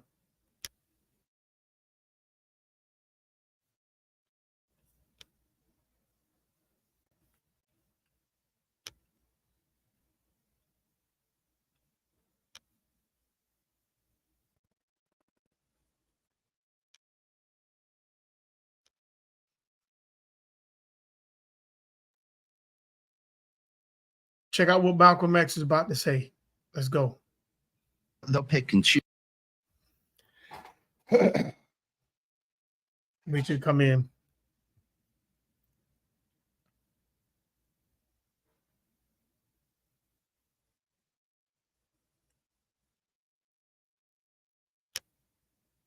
But you know, a lot of the mischaracterization now and false attributions of things to Project 2025, it's kind of what Scott's saying. They have nothing else to run on.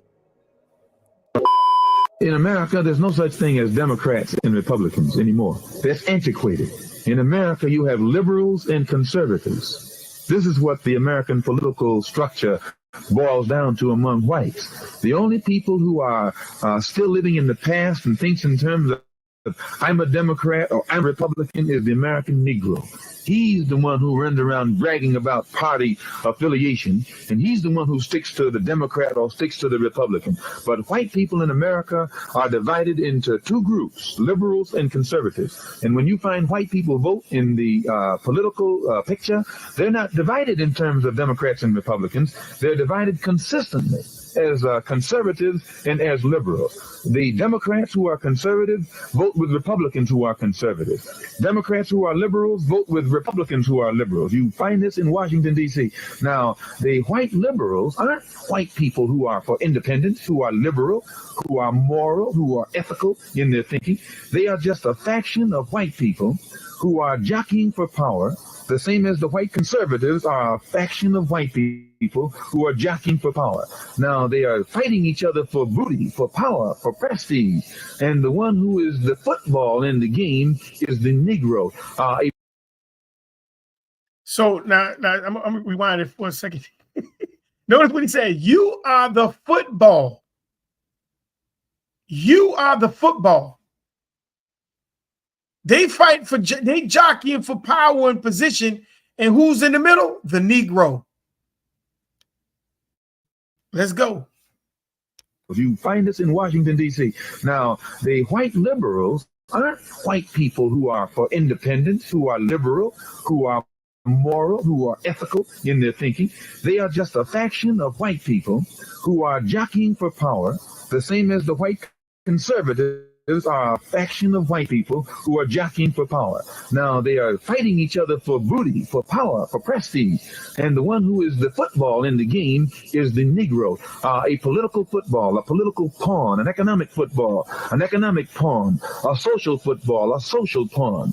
And the liberal element of whites are those who have perfected the art of selling themselves to the Negro as a friend of the Negro, getting the sympathy of the Negro, getting the allegiance of the Negro, getting the mind of the Negro. And then the Negro sides with the white liberal, and the white liberal uses the Negro against the white conservative. So that anything that the Negro does is never for his own good, never for his own advancement, never for his own progress. He's only a pawn in the hands of the white liberal. The worst enemy the Negro has is this white man who runs around here drooling at the mouth, professing to love Negroes and calling himself a liberal. And it is following these white liberals that has perpetuated problems that Negroes in America have.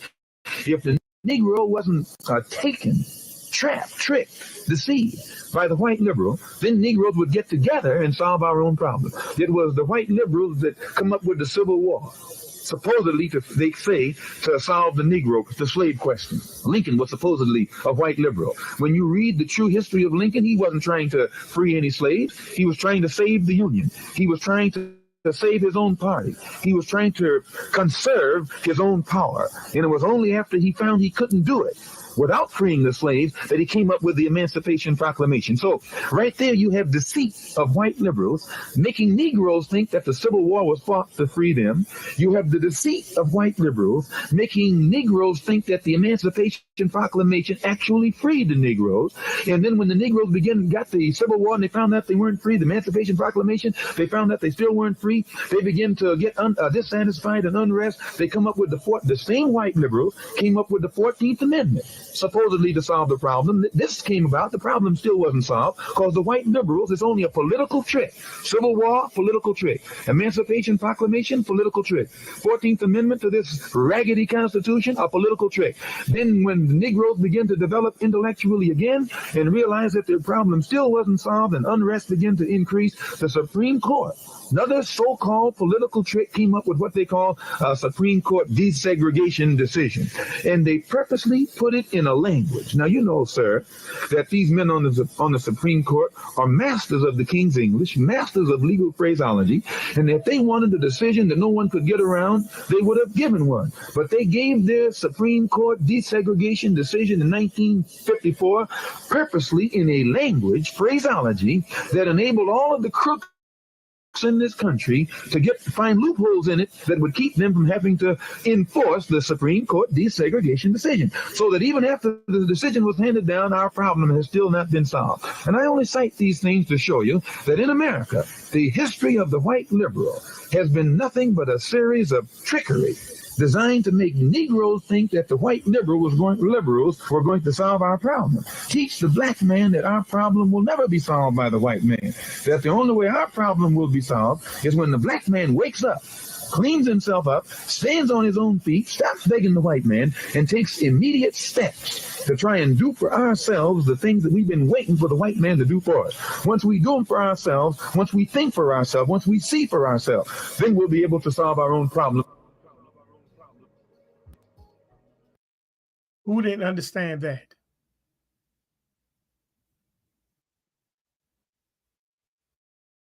Who didn't understand that?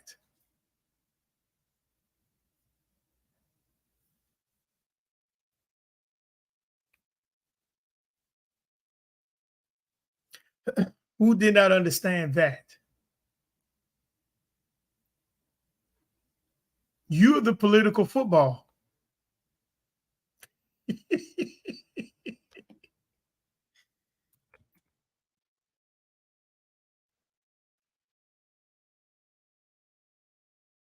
You're the political football.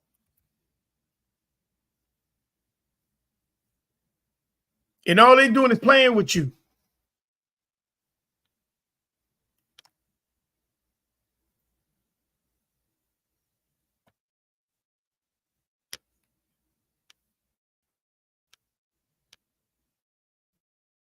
Any last words?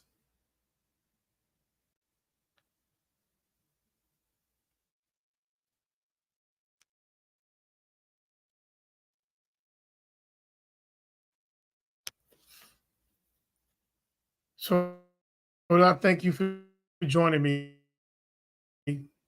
today, tonight. I hope that you learned something. You're the political football. Through the dark with me. Stay from out those arenas. Get from out of those arenas. They get heart empty, nothing to lose. That's my they taking everything from you. And if you don't stand up and stop it, it's gonna get worse. With me, fight until your heart empty, nothing to lose. So this is Moray Yaakov. Because in the end, we don't all May die. the rest of your I hope you know who your enemy is. And if you're scared to die in pain, you probably living in fear. Every time we see the news, somebody's shit getting spilled. Man, it's real. On this side, they don't forget or forgive. So how you feel about the presidents and all the evidence they devilish? When we coming together to settle this, you don't understand the problems or the pain that I see. It's like I still see my ancestors hanging from trees, still fighting for their life or either dying for their rights. And here we are, the present day, still trying to get it right. The system still taking lives. They want us to stay confined. We living but ain't alive. Spiritual genocide. Pick a side. Who you riding for?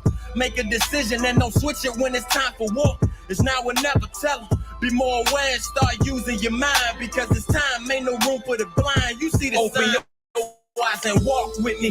Take a journey through the dark with me. If it go down, will you spark with me? Fight until your heart empty. Nothing to lose, that's my war cry. Cause in the end, we don't all die. Open your eyes and walk with me. Take a journey through the dark with me. If it go down, will you spark with me? Fight until your heart empty. Nothing to lose, that's my war cry. Cause in the end, we don't all die. No, they trying to trap dreams and give us them back.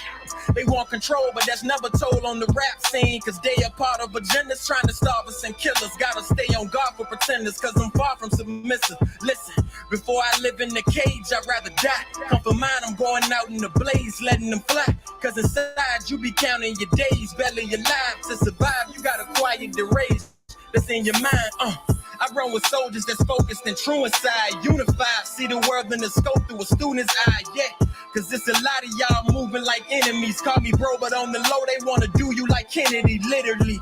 Understand that it's a war on us all, and it'll never go away unless we grow and evolve. So here I stand and feel it. It's still with this vision, you can't kill it. When they sound the alarm, I hope you hear it. Open your eyes and walk. Nothing to lose, that's my war cry. Cause in the end, we don't all die. Open your eyes and walk with me. Take a journey through the dark with me. If it go down, will you spark with me? Fight until your heart empty. Nothing to lose, that's my war cry. Cause in the end, we don't all die. No.